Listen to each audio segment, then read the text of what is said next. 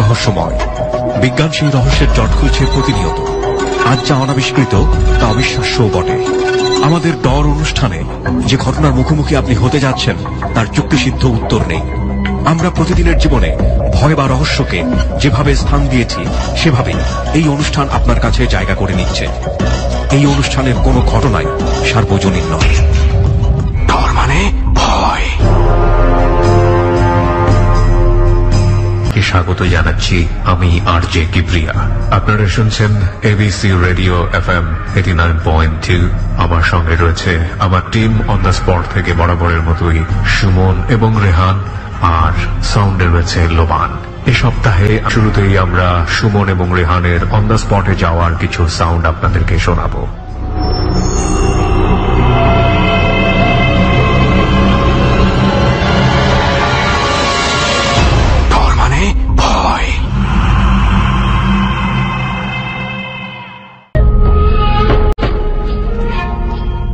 বনানী থেকে বাসে আমরা রওনা দিই কালীগঞ্জের উদ্দেশ্যে। 2 ঘন্টা জার্নির পর আমরা পৌঁছে যাই কালীগঞ্জ। আচ্ছা রেহান, এক কাজ কর, সিয়াম ভাইয়ের একটা ফোন দে, ওই না কই খুঁজে পাবো। আচ্ছা, ফোন দিতেছি তারা।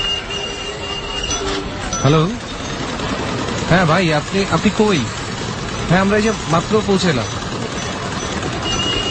ওই হ্যালো, এই দেখছি ওই যে ওই তো সিয়াম ভাই। এই সিয়াম ভাই। আরে রোহান ভাই, কেমন আছেন?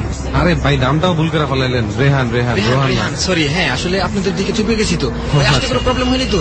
না, কোনো প্রবলেম হয়নি। আপনারা আসলে খুব খুশি হয়েছি। আজকে আপনাদেরকে ওই স্পটে নিয়ে যাবো যেখানে। আচ্ছা ভাই, আমরা সেই জন্যই আসছি। তার আগে আপনার বাসায় নিয়ে অবশ্যই তো চলেন, বাসায় আগে একটু রেস্ট নেওয়া যায়। চলেন। আমরা এখন, এটা কি কালীগঞ্জ বাজার? কালীগঞ্জ বাজার একটু ডেমরা যেতে হবে আমাদের গ্রামে। আপনার বাড়ি ডেমরা কতটুকু দূরে? এই তো মোটামুটি অল্প একটু দূরে। চলেন, কতক্ষণ লাগতে পারে? অটো নিয়ে চলে যাই। 20 মিনিট। 20 মিনিট, আচ্ছা সমস্যা নেই, চল।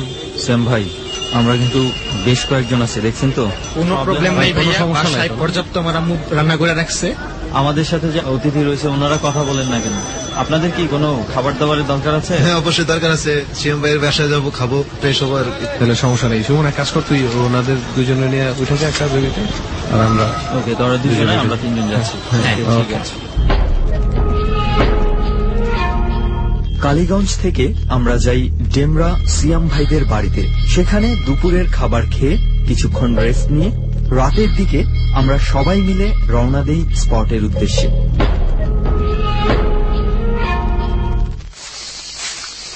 তো সিয়াম ভাই, হ্যাঁ, আর আমরা যাবো ওই কি যেন জায়গাটার নাম? শিরুটেক।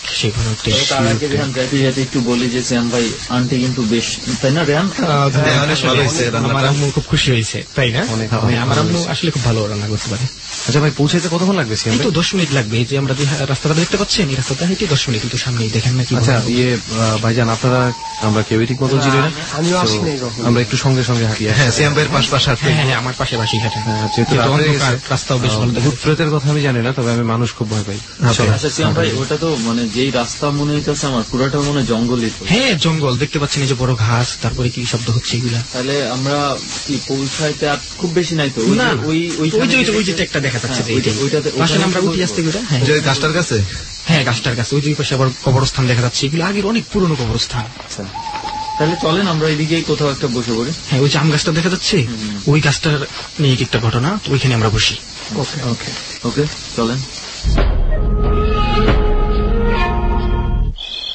চলেন সবাই বসে। বসে পড়। আচ্ছা সিয়াম ভাই, আপনার পুরো নামটা কি? এমডি সিয়াম ভুইয়া। মোহাম্মদ সিয়াম ভুইয়া, না? জি। আচ্ছা, এই এলাকায় অনেকদিন ধরে থাকেন? হ্যাঁ, এখানে আমার দাদা, আমার বাবা জন্ম থেকে আছে। যাই হোক, তো এই জায়গার কি কোনো স্পেশাল কিছু ব্যাপার তো আছে? হ্যাঁ, অবশ্যই, তাই না?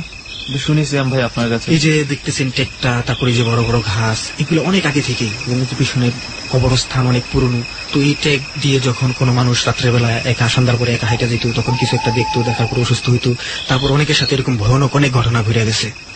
আর আমার সাথে যেটা ঘটছে সেটা হচ্ছে। আপনার সাথেও ঘটছে? হ্যাঁ, আমার সাথেও ঘটছে। এটা কবের ঘটনা? এটা 2006 সালের ঘটনা।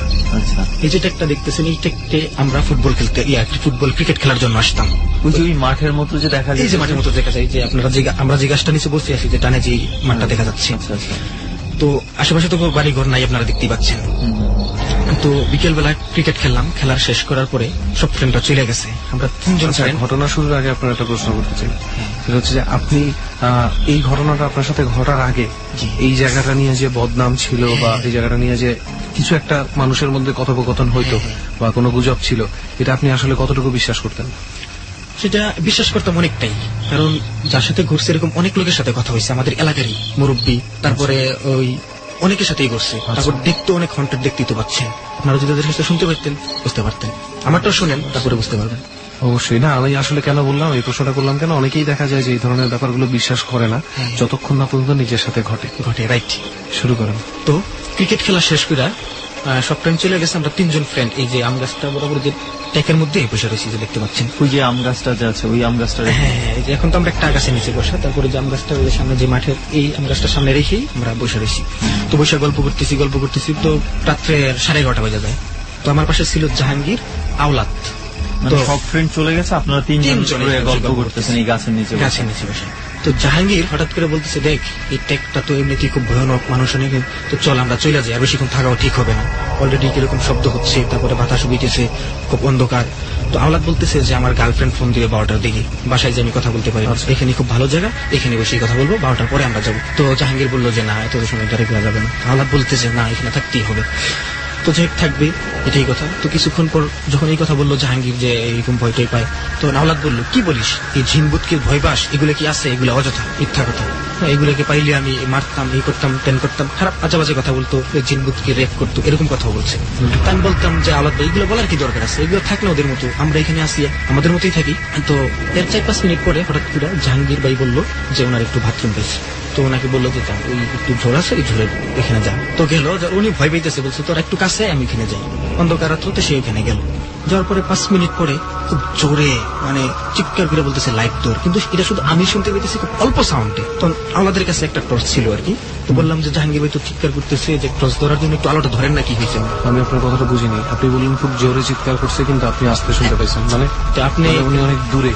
হ্যাঁ দূরে, মোটামুটি দূরে, কিন্তু যেভাবে চিৎকার করছে এটা আওলাদ শোনার কথা এবং আমি আরো জোরে শোনার কথা ছিল। আচ্ছা, ওইটাই জানার জন্যই বলছি যে চিৎকারটা যতটুকু জোরে হওয়া উচিত ছিল হয়নি, বাট বোঝা যাচ্ছে যে সে চেষ্টা করতেছে। তো আওলাদ ভাইকে বললাম যে লাইট ধরেন, বলতেছে ওইখানে গেছে, এই অবস্থায় কি লাইট ধরা যায়? আমি না, উনি কোনো প্রবলেম করছেন না, লাইট ধরা। তো লাইট ধরলো, লাইট ধরার পরে দেখলাম যে দাঁড়ায় রয়েছে। তো দাঁড়ায় রয়েছে পর টর্চ অফ করে রাখলাম। অফ করার সাথে সাথে আরো 2-3টা চিৎকার করে এরকম ডাক দিল, শুধু আমি শুনতে পাই, আলাদা শুনতে পাই। তো আর উনি টর্চ ধরে নেই। 5-7 মিনিট যাওয়ার পর আর কোনো সারা শব্দ এখান থেকে আসতেছে না। তো লাইট ধরে দেখি জমি নাই, টর্চ ধরে নাই। তখন আওলাদ আমি খুঁজতে থাকি। তো খুঁজতে আরো 10 মিনিট পার করার পরে এরকম একটা অবস্থা হচ্ছে যে শো করে বাতাস হচ্ছে, গাছগুলি যেগুলি বড় বড় গাছ দেখতেছেন এগুলা সব মানে কেমন যেন অন্যরকম একটা রূপ নিয়ে গেছে আর কি। আর বিকট কিছু শব্দ হঠাৎ করে শুরু হয়ে যেতেছে। তো আমাদের ভিতরে ভয় কাজ করা শুরু করে। তো আলাপ ভাইকে বললাম আমি তো নাই, কি করবো, যে আমরা যে এখানে আসছিলাম রাত পর্যন্ত বসে, জাহাঙ্গীর যে আমাদের সাথে ছিল, আমরা এখান থেকে চলে যাই, আমাদেরকে যদি বলে যে জাহাঙ্গীরের যদি কিছু হয়ে যায় তাহলে বলবি যে সে মানে আমাদের এখান থেকে আগেই চলে গেছে, আমরা বলতে পারি না ও কোথায় গেছে। তো আমরা বাড়িতে এসে পড়ি। বাড়িতে এসে তো সারা তার ঘুম নাই, ও চিন্তা করতেছি কি হয়। পরের দিন সকালবেলা খুব ভোরে একটা পিচ্ছি আমার বাড়িতে আসছে, আইসা ডাকতেছে যে সিয়াম ভাই ওই থেকে যাওয়ার কথা বলছি। কে? কয় আওলাদ আর জাহাঙ্গীর বসা। দৌড়ে গেলাম। তো যাওয়ার পরে দেখি যে জাহাঙ্গীর নিচের দিকে মাথা দিয়া এভাবে বসে রয়েছে, তার শরীরের লাল মাটি, যে লাল মাটিতে দেখতেছেন লাল টেকিটা, লাল মাটি ভরা। আমি যে বললাম জাহাঙ্গীর ভাই কি হয়েছে? চুপ করে থাকি, কিছু কথা বলে না। 3বার বলার পরে বলতেছে ওই তোরা যে বললাম রাত্রে এত চিৎকার করে লাইট ধরার জন্য, তোরা যে লাইট ধরলি না, আজকে আমার এই অবস্থা হয়েছে, আমি যদি মারা যেতাম আমার কি হইতো? আরে ভাই হয়েছে কি আপনার তো অনেক খুঁজলাম, আমরা পাইলাম না। পরে কি হয়েছে আপনার? তো বললো আমি যখন ওইখানে এই বাথরুমটা সারতে যাই, তো বসার পরে হঠাৎ করে আমার পাও একটা টান দেয়। কিসে টান দেয় বুঝতে পারি না, তাই না আমার নিয়ে যাচ্ছি। তখন আমি চিৎকার করি বলি টর্চ ধরার সাথে সাথে ছেড়ে দিছি। তো দ্বিতীয়বার যখন টর্চটা অফ করে ফেলাইছ, তখন আমার পায়ে ধরে এই যে টানতেছে আর নিয়ে যাচ্ছি। আমি অনেক জোরে চিৎকার করছি, কিন্তু আর ফোন দিয়েছিস না। কোথায় নিয়ে গেছে আমি সেটা বলতে পারবো না, তবে মনে হচ্ছে যে বড় একটা ঘাস। তখন বলতেছে যে ওরা কয়েকজন ছিল আর কি, তাদের চেহারার কি আকৃতি সেটাও সে বলতে পারবে না। তো বলতেছে যে আমরা 3 জন এখানে বসা ছিলাম, আমাদের নাম ওরাই বলে দিচ্ছে। ওর খালি হ না বলতে দেরি হইতে থাপ থাপ চর মারে ওর গালের মধ্যে, শুধু খালি হ না বলতে। আমাদের বাবার নাম, আমার নাম সিয়াম, বাবুল নাম আওলাদ, ও মানে ওইগুলা কে কোথায়, তো এইগুলা হ না বলতে দেরি হলে থাপ থাপ চর মারে। বলতেছে যে ওরা ওকে মেরে ফেলতো, মেরে ফেলতে, কিন্তু ওরা মানুষ মারাটা পছন্দ করে না, আর ওকে মারবে না কারণ আওলাদ তাদের বিষয়ে অনেক খারাপ কথা বলছে এইখানে বসে। আর তারা প্রেজেন্ট ছিল এই গাছের মধ্যে, সামনে যে গাছটা যে দেখতে পাচ্ছেন এটাতে। তো যদি খালি 3 জন না থেকে 2 জনও থাকতাম তাহলে ওইখান থেকে আওলাদকে নিয়ে যেত। 3 জন আওলাদ আসে নাই, আর সেই যে তাদের কাছাকাছি ওই বাথরুমটা করতে বসছে সেটা তাদের কাছে আরো বেশি মানে ঘৃণিত মনে হচ্ছে আর কি। পরে কি করলে দেখেন আমার শরীরে পশম এখন দাঁড়িয়ে যাচ্ছে। এরকম করার পরে বলছে যে আজকে এই ঘটনা যেতে বাসায় কারো কাছে না বলে, ওর সাথে কি হয়েছে এটা মানে জাহাঙ্গীর বলছে আপনাদেরকে? হ্যাঁ, জাহাঙ্গীর বলছে, ওরা জাহাঙ্গীরকে বলছে যদি বলে তাহলে ওরা যে জিনিসটা জাহাঙ্গীরকে টর্চার করছে এরাই বলছে না বলে, পরিবারে যাতে না বলে, যদি বলে তাহলে তাবিজ কবজ করবে, ওদের প্রবলেম হবে।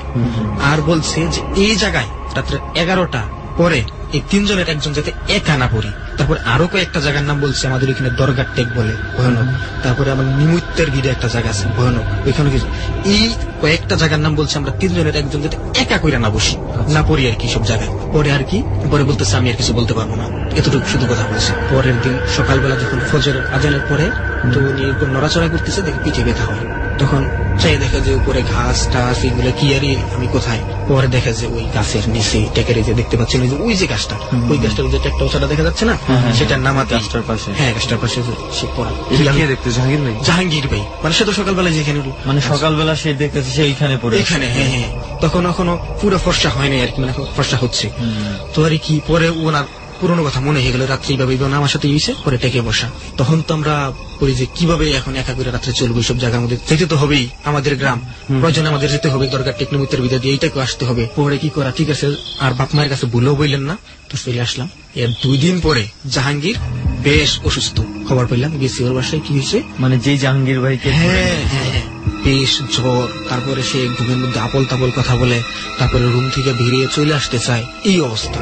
এর মধ্যে কিন্তু আমরা বাসা থেকে রাত্রি আর বের হই না, সন্ধ্যার আগেই বাসায় বসে থাকছি। হ্যাঁ এরকম হয়। তো ও কিছু একটা বলছে যে ওইটাকে ছিলাম, ওরা খোলাস করে বলে না আর কি, আমরা ছিলাম যেটাকে ছিলাম, একটা জিনিস দেখলাম যে আমার পাশে দিয়ে গেল, এরকম বাপমার কাছে বলছে, ওইটা থেকে আমি ভয় পেয়েছি, তারপর থেকে অসুস্থ আর কি।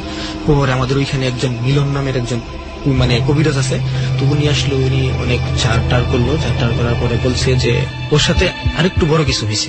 মানে ভয়, এটা থেকে ভয় পেয়েছে এরকম কিছু না।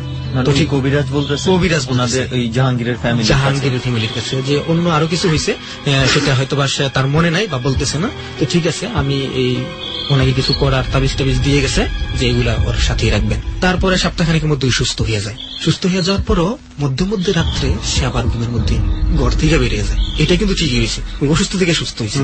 তো এরকম চলতে থাকে, ওর সাথে কিন্তু চলতে থাকে, আমাদের দুজন একজনের সাথে আর হয় না। এর মাসখানেক পরে এটা আকৃতি আরো খুব খারাপ ধারণ করছে। পরে আনার পরে বলতেছে যে ওকে যদি এই এলাকা থেকে বা এই ডিস্ট্রিক্ট থেকে অন্য কোথাও রাখা যায় তাহলে হয়তো বা ঘর থেকে বের হয়ে যাওয়াটা বা অনেকটা কমবে আর কি। এটা কে বলতেছে? ওই যে মিলন নামের যে কবিরাজ হুজুর ছিল। হ্যাঁ, কারণ ওকে যে আসর করছে সে এখানকারই বেশি স্থায়িত্ব আর কি, অন্যদিকে থাকলে হয়তো বা এটা আস্তে আস্তে রেশটা কাইতে যাবে। তো ওর আত্মীয়র বাসায় ওইখানে বেশ কিছুদিন থাকার পরে আবার বাসায় তো আসতেই হবে। পরে আর কি করা, তো বাসা থেকে ওকে কি করে বিদেশে পাঠায় দেয়। বিদেশের বাবা সে এখন সিঙ্গাপুরে আছে, সেটা এখনো সে আছে। ও চলে যাওয়ার পরে আমি একা থাকি সবসময়, রাত্রে ঘুমাই। ঘুমানোর মধ্যে হঠাৎ করে একদিন স্বপ্নে আমি দেখি আমি জানালা খুলা, তখন বিদ্যুৎ ছিল না আর কি, এখন অবশ্যই বিদ্যুৎ আসছে, তখন বিদ্যুৎ ছিল না 2006। জানালার পাশে মোটা এক আম গাছ, জানালা খুলে আমি যখন শুয়ে রয়েছি রাত্রে, হঠাৎ করে আমি দেখতেছি যে আমার জানালার পাশ দিয়ে বিশাল লম্বা কালো কি পরনো অবস্থা, খুব বিশ্রী চেহারা, মানে খুব ভয় লাগতেছে দেখে যে এটা এই পাশ দিয়ে যাচ্ছে। আমি চিন্তা করতেছি উনি আমাকে দেখে ফেলায় জানালা দিয়ে। তো আমার জানালার পাশে আইসা গাড়টা করে ঠিকই আমাকে জানালা দেখে ফেলাইছে। দেখে আমার জানালার কাছে আসছে আমার মাথার মধ্যে একটা হাত দিল। এই যে আমি চিৎকার করতেছি, চিৎকার তো আর বেরোচ্ছে না, আমি তো আর পারছি না, এরকম করতেছি, এরকম থাকলে তুমি মারা যাবো। তো এই চিন্তা করতে করতে 5-7টা কুকুর এই জানালার পাশে ধাম ধুম ফেউ ফেউ শুরু করছে। আর যে অবস্থা শুরু করছে, হাতটা বাইর করতে আর উঠার জানালাটা দিতে কোনো দেরি হয়নি। উঠে দেখে আমি ঘাইমিয়া টাইমে একদম ঘুমের মধ্যে এই অবস্থাটা হয়েছে আর কি। তা আমারকে ডাক দিলাম, তখন ওর সাথে আমার সাথে যে শুয়ে থাকলাম, তখন আমরা জিজ্ঞাসা করে বললাম যে খারাপ একটা স্বপ্ন দেখছি। কিন্তু আমি তো ভাবলাম এটা খারাপ স্বপ্নই, কিন্তু খারাপ স্বপ্নটা যে এইভাবে বাস্তবের মতো হবে সেটা আমি ভাবিনি। এর কয়েকদিন পরে আবার আরেকটা স্বপ্ন এরকমই দেখলাম, দেখে আর রাত্রে আমি জিজ্ঞাসা করতেছি। তো আমার বলে যে কিছুদিন যাবত তোর এরকম চেঞ্জ দেখতেছি, তারপরে হঠাৎ করে আমার এরকম জ্বর, অসুস্থ হয়ে যায়। জাহাঙ্গীরের মতো। তো কেন জানি এর কিছুদিন পর থেকে আমি কোনো কবিরাজ কোনো ফকির টকির কিছুই আমি দেখাইনি। তারপরে আমি সুস্থ, আর স্বপ্ন টপ্ন কিছু দেখিনি, কিছু করিনি। আমি সুস্থ হয়ে গেছি, আমার কোনো প্রবলেম নেই। কিন্তু আওলাদকে ধরে হলাইছে। জাহাঙ্গীর তো চলেই গেছে, আওলাদ তো আমার চেয়ে ভয়াবহ অবস্থা। ওকে বাড়িতে ধরে রাখতেই পারে না। ঘুম থেকে উঠা দরজা খুলে খালি বলে এই যে নাম ধরে বলে যে সেটা থেকে আসবে আওলাদ। যে বলছিল বাজে কথা বলছিল, ব্যাপারটা পুরো অবসেশন হয়ে গেছে, অবসেশন স্টেটে চলে গেছে। তো ওকে তো বাড়িতে ধরে রাখতে পারে না। এটা আবার সবাইকে জানাইতেছে না, মানে এলাকার সবাইকে জানাইতেছে না, শুধু ওদের পরিবারের মধ্যে। জানলে তো একটু লজ্জা আছে। আসলে এগুলা লুকায় রাখার একটা প্রবণতা থাকে। এগুলো লুকায় রাখার প্রবণতা থাকে কেন? কারণ মানুষ তো আর অত কিছু বোঝে না। বলে যে ছেলের মাথায় প্রবলেম আছে, এই সেই বিভিন্ন রকম। আসলে যে এই জিনিসটা ঘটছে এটা অনেকে বিশ্বাস করতে চায় না, ঠিক আছে? তো এরকম মিলনকে আনলো, ওই যে কবিরাজটার কথা বললাম, ও নিয়ে এসে অনেক ইয়ে করছে, কোনো কাজ হয় না। তারপরে আরো কয়েকজন আনছে, কোনো কাজ হয় না। ওই এরকম চলে আসে, একদিন দুই দিন। একটা মানুষকে কতদিন গার্ড দিয়ে রাখা যায়? আর যখন সেইগুলা করে তখন ওর সাউন্ডটা যেটা, ওর নিজেরই গলা যেটা, এটা অন্যরকম হয়ে যায়, স্বাভাবিক কণ্ঠস্বর থাকে না। তারপরে কোথেকে জানি দূরে ওকে নিয়ে যায় একটা কবিরাজের কাছে। যাওয়ার পরে ওখানে একটু চিকিৎসা করার পরে ওরেও দেশের বাইরেই পাঠাই দেয়। আমি এখন একাই আমাদের এলাকায়। তো আমি খুব ভয়ে বাড়ি থেকে বের হই না সন্ধ্যার পরে। প্রয়োজনে বের হলো 2-3 জন সাথে নিয়ে আমি যাই।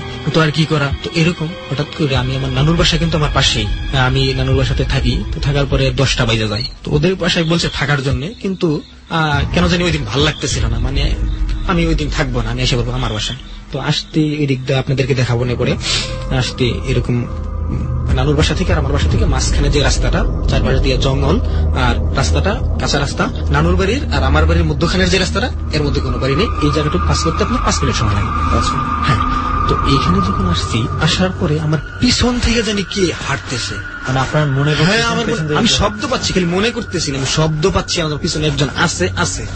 তো পিছনে আর আমি তাকাই না, আমি খালি আসতেছি। আর আমার শরীর ফুইলে আমার মাথা থেকে ঘাম পড়তেছে। কি হলো, সামনে আসছি একটা গাছের তলায়। যখন আসছি, আসার পরে মনে হচ্ছে যে আমার পাশে কেউ এইমাত্র গোশত রান্না করতেছে, এর গন্ধ। আমি তো ভয়ে এইখান থেকে দিছি দৌড়, পিছনের দিকে না থাকে এক দৌড়ে খালি বাসায় এসে পানি খেয়ে আমি শুয়ে রয়েছি। তার কিছুদিন পর আবার রাত্রে এরকম স্বপ্ন দেখতে থাকি, এরকম ভয় পেতে থাকি। আমিও নাকি বাসা থেকে বের হয়ে যাই, এরকম করি। তো আমার আম্মু এটা দেখতে থাকে। দেখার পরে আমাকে কোথায় নিয়ে যায় বা কিভাবে আমাকে কি করে আমি জানি না। তারপর থেকে এটা আমার সাথে আর হয় না আর কি। প্রায় কয়েক মাস কেটে গেল। এর মধ্যে আবার জাহাঙ্গীরের ওইখানেও সিঙ্গাপুরেও কি জানি একটা প্রবলেম হয়েছে। তো সেটা সে কিভাবে ম্যানেজ করছে আমি জানি না। তো যেভাবেই করছে সেটা একটা ভালো ছিল না আর কি। যেটা ওইখানে সে যেটা করছে, এর 1 সপ্তাহ পরে ওই জাহাঙ্গীরের বাতিজা, এই যেটা একটা বিষয়, আসার সময় একটা খাল দেখলাম না, ওর বাতিজা 5 বছরের বাচ্চা ওই খালে কইরা মারা যায়। কিন্তু একা কইরা এই বাচ্চাটা খালে আসার মতো পরিস্থিতি না, কারণ সে এখানে আসার কথাই। এটা হচ্ছে আপনার সে নয়। তো আমার সাথে আর মানে আমি একটু এই জায়গার মধ্যে ক্লিয়ার হই, মানে জাহাঙ্গীরের সিঙ্গাপুরে কি প্রবলেম হয়েছে এবং ওইখানে কি ঘটছিল সেটা আমাকে বলে নাই। মানে এই সংক্রান্ত ঝামেলায় হয়েছে। তো আমার সাথে আর এরকম হয় না। কোথায় নিয়ে গেল, আমরা তো ওই গাছটার নিচেই তো আছি। জি, মানে তখনও কিন্তু তারা প্রেজেন্ট ছিল, তখনও 3টা বন্ধু গল্প করতেছিল। এখন আমরা 4-5 জন গল্প করতেছি। তখন 3 জন ছিলাম, আবার তাদের নিয়ে গল্প করতেছি। তারপরে আর আমার সাথে এরকমটা হয় না। তবে হ্যাঁ, এখনো হয়, ঘুমের মধ্যে দেখি এবং হাঁটতে গেলে এখন আমি ফেস করি, কিন্তু সেভাবে আমাকে কিছু করে না। আসলে সবচেয়ে ভালো হতো যদি এটা জানতে পারতাম, বুঝছেন সিয়াম ভাই, যে আপনার উপর থেকে ওদের দৃষ্টিটা সরলো কেন। এটা হচ্ছে, আমি বয়স যখন 14, তখন আমাকে আমার আব্বা আম্মা কোরআনে হাফেজ বানানোর জন্য আমাদের পাশে একটা গ্রাম, এই মাদ্রাসায় হাফিজিয়া মাদ্রাসায় ভর্তি করাই দেয়। এটা আমার বয়স যখন 14। আর মসজিদটা যে জায়গায় ছিল, মাদ্রাসার মসজিদটা, সব ছাত্র নামাজ পড়তাম, ওইটা হয়েছে ওইখানে ছিল বড় পুরনো দিনের কবরস্থান। মসজিদটা ছিল বাঁশের বেড়া দিয়ে তৈরি, পরে টিন ছিল। তো এই মসজিদের আপনার এক পাশে অনেক পুরনো বেঞ্চ রাখা ছিল। তো আমি মসজিদে যখন যাইতাম নামাজ পড়ার জন্য, তখন আমি বেঞ্চের তল যে ঘুমিয়ে পড়তাম। তখন আরেকজন ছাত্র জানতো যে আমি ঘুমিয়ে পড়ছি, তখন সে আমাকে ডাক দিত, আমি যে খাওয়া দাওয়া করে আবার ক্লাসরুমে যেয়ে শুইতাম। কিন্তু এটা সবাই জানতো না, হুজুরের কাছে বললে আবার মারবে। তো মাদ্রাসার নিয়ম হচ্ছে প্রত্যেক বৃহস্পতিবারে আপনার ছুটি থাকে, সাপ্তাহিক ছুটি। আমি যেখানে শুয়ে থাকি, যে জানতো, সে বৃহস্পতিবার ছুটি নিয়ে কিন্তু বাসায় চলে গেছে। আর আমি বৃহস্পতিবারে কি করছি, এখানে ঘুমিয়ে পড়ছি। আমার ডাক দেওয়ার তো আর কেউই থাকে না। আমি তো ঘুমিয়ে পড়ছি। যখন রাত্রে আমার একটু শীত লাগতেছিল তখন আমি কিছু একটা নেওয়ার চেষ্টা করি, তখন আমার বেঞ্চের মধ্যে বাড়ি খেয়ে আমি তো আমার ঘুম ভেঙে যায়। ঘুম ভাঙার পরে আমি নিজেরা দেখি এই কবরস্থানের পাশে এই মসজিদে, কবরস্থান মসজিদ, এটা কিন্তু মাদ্রাসা কবরস্থান মসজিদ নামেই চিনি। আর মসজিদের 2টা দরজা ছিল, একটা দরজার ভিতর বাইরে দিয়ে শিকল লাগানো থাকতো আর একটা ভিতর দিয়ে খিলে দেওয়া থাকতো আর কি। তো আমি যেখান থেকে মাদ্রাসায় যাব সেটার কোনো সাহস ছিল না, সামনে ঘাস, কিভাবে যাব, আমি যদি তো মসজিদ থেকে বের হই না জানি আমায় কিছুই ধরে। তো সেই জন্য মসজিদের ভিতরে অবস্থান করে থাকি। তো মসজিদে যখন বসে থাকি আর 5 মিনিট পরে পাশের বেড়ার ফাঁক দিয়ে দেখতে পাই যে মসজিদের মাঠের মধ্যে লম্বা মানুষের চাইতে সাদা জুব্বা গায়ে, সাদা পাগড়ি সৈদিয়ানদের মতো, মোটা বোঝা যাচ্ছে না আর কি, 30 থেকে চেহারাটা ভালো না, স্পষ্ট দেখা শুধু যাচ্ছে। লম্বা আর পাগড়ি আর জুব্বা বোঝা যাচ্ছে যে মানুষ আকৃতির, যে ওরা কিছু, কিন্তু মানুষ তো না, এত লম্বা তো মানুষ হতে পারে না। আর এত রাত্রে মসজিদের পাশে আবার কি করছে, একটা লাশ সামনে রেখে তারা জানাজা পড়ার জন্য কাতার বাঁধছে। আমি দেখা কি চিৎকার করব না কি করব, আমি পুরো বেহুশ। আবার বুঝতে পারছি যদি চিৎকার করি আমার মসজিদের ভিতরে এসে যদি আমাকে মেরে ফেলায়, সেই বই চুপ করে খেলে আমি দেখতেছি। বিশ্বাস করবেন না ভাই, ওই সময় যে আমার কি অবস্থা হয়েছিল সেটা আপনাকে বলে বুঝাইতে পারবো না, কি একটা ভয় যে আমার কাজ করছে। তো কি হলো, জানাজার নামাজটা শেষ কইরা ওরা কি করছে, চলে গেছে হঠাৎ করে। আমি হঠাৎের মধ্যে অদৃশ্য, আমি আর দেখতে পাই না। পরে আমি আল্লাহরে ডাকতে থাকি যে আর যেন না দেখি ওদেরকে, মসজিদের ভিতরে যেন না আসে। আল্লাহ, মসজিদের ভিতরে আসলে কি হবে আমার। 5 মিনিট পর আরো একটা লাশ নিয়ে আবার রাইখা এই জানাজার কাতারে দাঁড়ায় গেল। হায় হায়, এখন কি করি। জানাজাটা শেষ করে আবার অদৃশ্য হয়ে গেছে। এর কিছুক্ষণ পর কি করলো, তারা আবার আসলো। এর মধ্যে থেকে চারদিক থেকে কেমন জানি শব্দ আসতেছে, টিনের উপরে জানি কি পড়তেছে। মানে গাছ তো আছে, গাছের ঢাল পড়লে যে একটা শব্দ হবে সেটা তো আমি বুঝি, যেহেতু গ্রামে থাকি। কিন্তু অনেক বড় কিছু পড়তেছে, মানে বসতেছে চালের উপরে কিছু, এরকম শব্দ, বা আবার হাঁটতেছে এরকম শব্দ। তখন ওরা আইসা সারিবদ্ধ ভাবে এই 30 থেকে 40 ফুট লম্বা সাদা জুব্বা এরকম মসজিদের চারপাশ দিয়ে এরকম ঘুরতেছে। তো আমি চিন্তা করি, এখন মসজিদের চারপাশ দিয়ে ঘুরে না জানি মসজিদের ভিতরে আইসা আমাকে কিছু করে, আমি জানি না কোন ব্রেনে আমি কি করলাম। তো মসজিদের ফ্লোরটা ছিল মাটি, তো আমি কি করলাম, একটা মাটির ঢিল নিয়ে, যেহেতু বেড়া ছিল মসজিদের, বেড়ার ফাঁক দিয়ে ধুম করে মারলাম। আর এই ঢিলটা গড়াইতে গড়াইতে ওদের যে পোশাকটা ছিল সাদা জুব্বা গায়ে, এই পায়ের ওইখানে যে লাগে, যেইখানে লাগছে ওই জায়গাটুকু মানে একদম কালো কসকসা হয়ে গেছে, একদম আগুনে পড়লে যেরকম কালো কয়লার দাগ হয়, ওই রকম দাগ হয়ে গেছে। এটা হওয়ার পরে সবাই থাই না গেছে। এর সাথে সাথেই কি হলো, এরকম 2টা লম্বা আমার সামনে, কিভাবে আসলে আমি জানি না, আমার সামনে ভিতরে এসে পড়ছে। আমি দেখে শুধু বলে একটা চিৎকার দিছি, একটু আমি বলতে পারি, আর কিছু বলতে পারি না। তারপরে কি হচ্ছে, আমি যখন আমার জ্ঞান ফিরে তখন আমি দেখি আমাদের মাদ্রাসার বড় হুজুরের রুমে আমি শোয়া, আমার পাশে আরো লোক আছে। তো বড় হুজুর আমাকে অনেক ঝাইরা টাইরা দিল, এরকম তাবিজ দিল। তো পরে বলছি, আমার ঘটনাটা ফুল শোনার পরে একটু বললো যে ঠিক আছে, এরা ভালো ছিল। তো সেজন্য আমি ঢিল দেওয়ার কারণে তারা একটু রাগান্বিত হলো এবং আমার পাশে আসছে। তো ওই যে টেকের ঘটনাটা বলছিলাম, মানে এই টেকে যে ঘটনাটা হয়েছে, তারপরে যে এটার একটা রেস আমার সাথে হতে যাচ্ছিল জাহাঙ্গীরের আওলাদের মতো।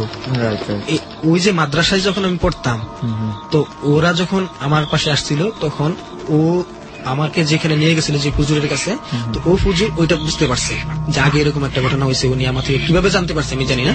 তো জানার পরে ওই তাদের কিভাবে জানি কি কইরা, মানে ওই ভালোটাকে দিয়া এটা ইয়ে করাইছে আর কি। আচ্ছা আচ্ছা, আপনাকে সেভ করা, আমাকে সেভ করানো হয়েছে। হ্যাঁ, তো সেভ করার পরেও এখনো আমি মধ্যে মধ্যে অনেকটা ফিল করি যে হ্যাঁ, মানে আমি রাস্তাতে হাঁটতে গেলে আমার আশেপাশে মানে অন্য একজন আছে বা আমার সাথে কেউ হাঁটতেছে, এরকমটা অনেক সময় হয়। তখন খুব ভয় পাই। দেখা যাচ্ছে 4-5 জন ফ্রেন্ড একসাথে যাচ্ছি, কিন্তু তার মধ্যে আমাকে জানি কে ডাকতেছে, আমি শুনতে পাই, এখনো ঘটে, কিন্তু খুব বেশি কোনো প্রবলেম হচ্ছে না আর কি। আল্লাহ তাআলা আমাকে সেভ করছে। এই যে আজকে রাতের বেলা আপনি আছেন আমাদের সবার সঙ্গে, এর মধ্যে কি আর এইখানে রাতের বেলা বা একা কখনো আসছেন? না না না, একা করে এটাকে সন্ধ্যার পরেই আর আসিনি। আমি 2 জনের সাথে, আমি 3 জনের সাথে দিল, আমি এইটাকে আর আসতে আমি রাজি না। কিন্তু আপনারা আসছেন আজকে, আপনাদেরকে নিয়ে এখানে ঘটনাটা বলছি। তো জানি না পরে আবার আমার সাথে কি হয়। আশা করি আপনার সঙ্গে আর কিছু না হোক। তারপর আপনি সাহস দেখায় যে আসছেন আমাদের সঙ্গে এখানে, রেহান, এটাই তো অনেক বড় বিষয়। মানে আমি আর তুই হলে মনে হয় না দ্বিতীয়বার ওই জায়গার মধ্যে যাওয়ার সাহস করতাম না। আসলে একটা ব্যাপার কি সুমন, আমি যেভাবে চিন্তা করি মাঝে মাঝে, কিন্তু মনে কর একটা জিনিস তোর সাথে যখন হয়ে যায়, তখন কিন্তু ওই এক্সপিরিয়েন্সের কারণে আবার সাহস বাইরেও যায়। হ্যাঁ, অনেকে যেমন কিউরিয়াসিটিটা কোনোদিন দেখে নাই, কি দেখবো এটা জানি না। আবার এটাও একটা আছে যে একবার তো দেখছি, তুমি কতদূর যাবা। আমরা আসলে যেটা বুঝলাম যে সিয়াম ভাই আসলে মানে ঝামেলায়, বড় ধরনের ঝামেলায় পড়তে গিয়েও বাঁচা গেছে। একদম কথা না ABC ভাইয়া। এবং ডরের পক্ষ থেকে আপনাকে অসংখ্য ধন্যবাদ, মানে বিশেষ করে আপনার আতিথেয়তা এবং এখানে এসে বলা যে সব মিলে। আপনাকে অসংখ্য ধন্যবাদ আমাদের এখানে কষ্ট করে আসার জন্য। এবং সিয়াম ভাই এখনই দরকার না, এখন বসেন না, আমরা তো আরো কিছুক্ষণ আছি এখানে, এখন ভয় পাই না। না কখনো না, অবশ্যই থাকেন, আছি ইনশাল্লাহ। আমরা আসলে আরো তো দুইজন আছে আমাদের সঙ্গে, একটু ওনাদের ঘটনা একটু শুনি আমরা। জাফর ভাই, বলেন।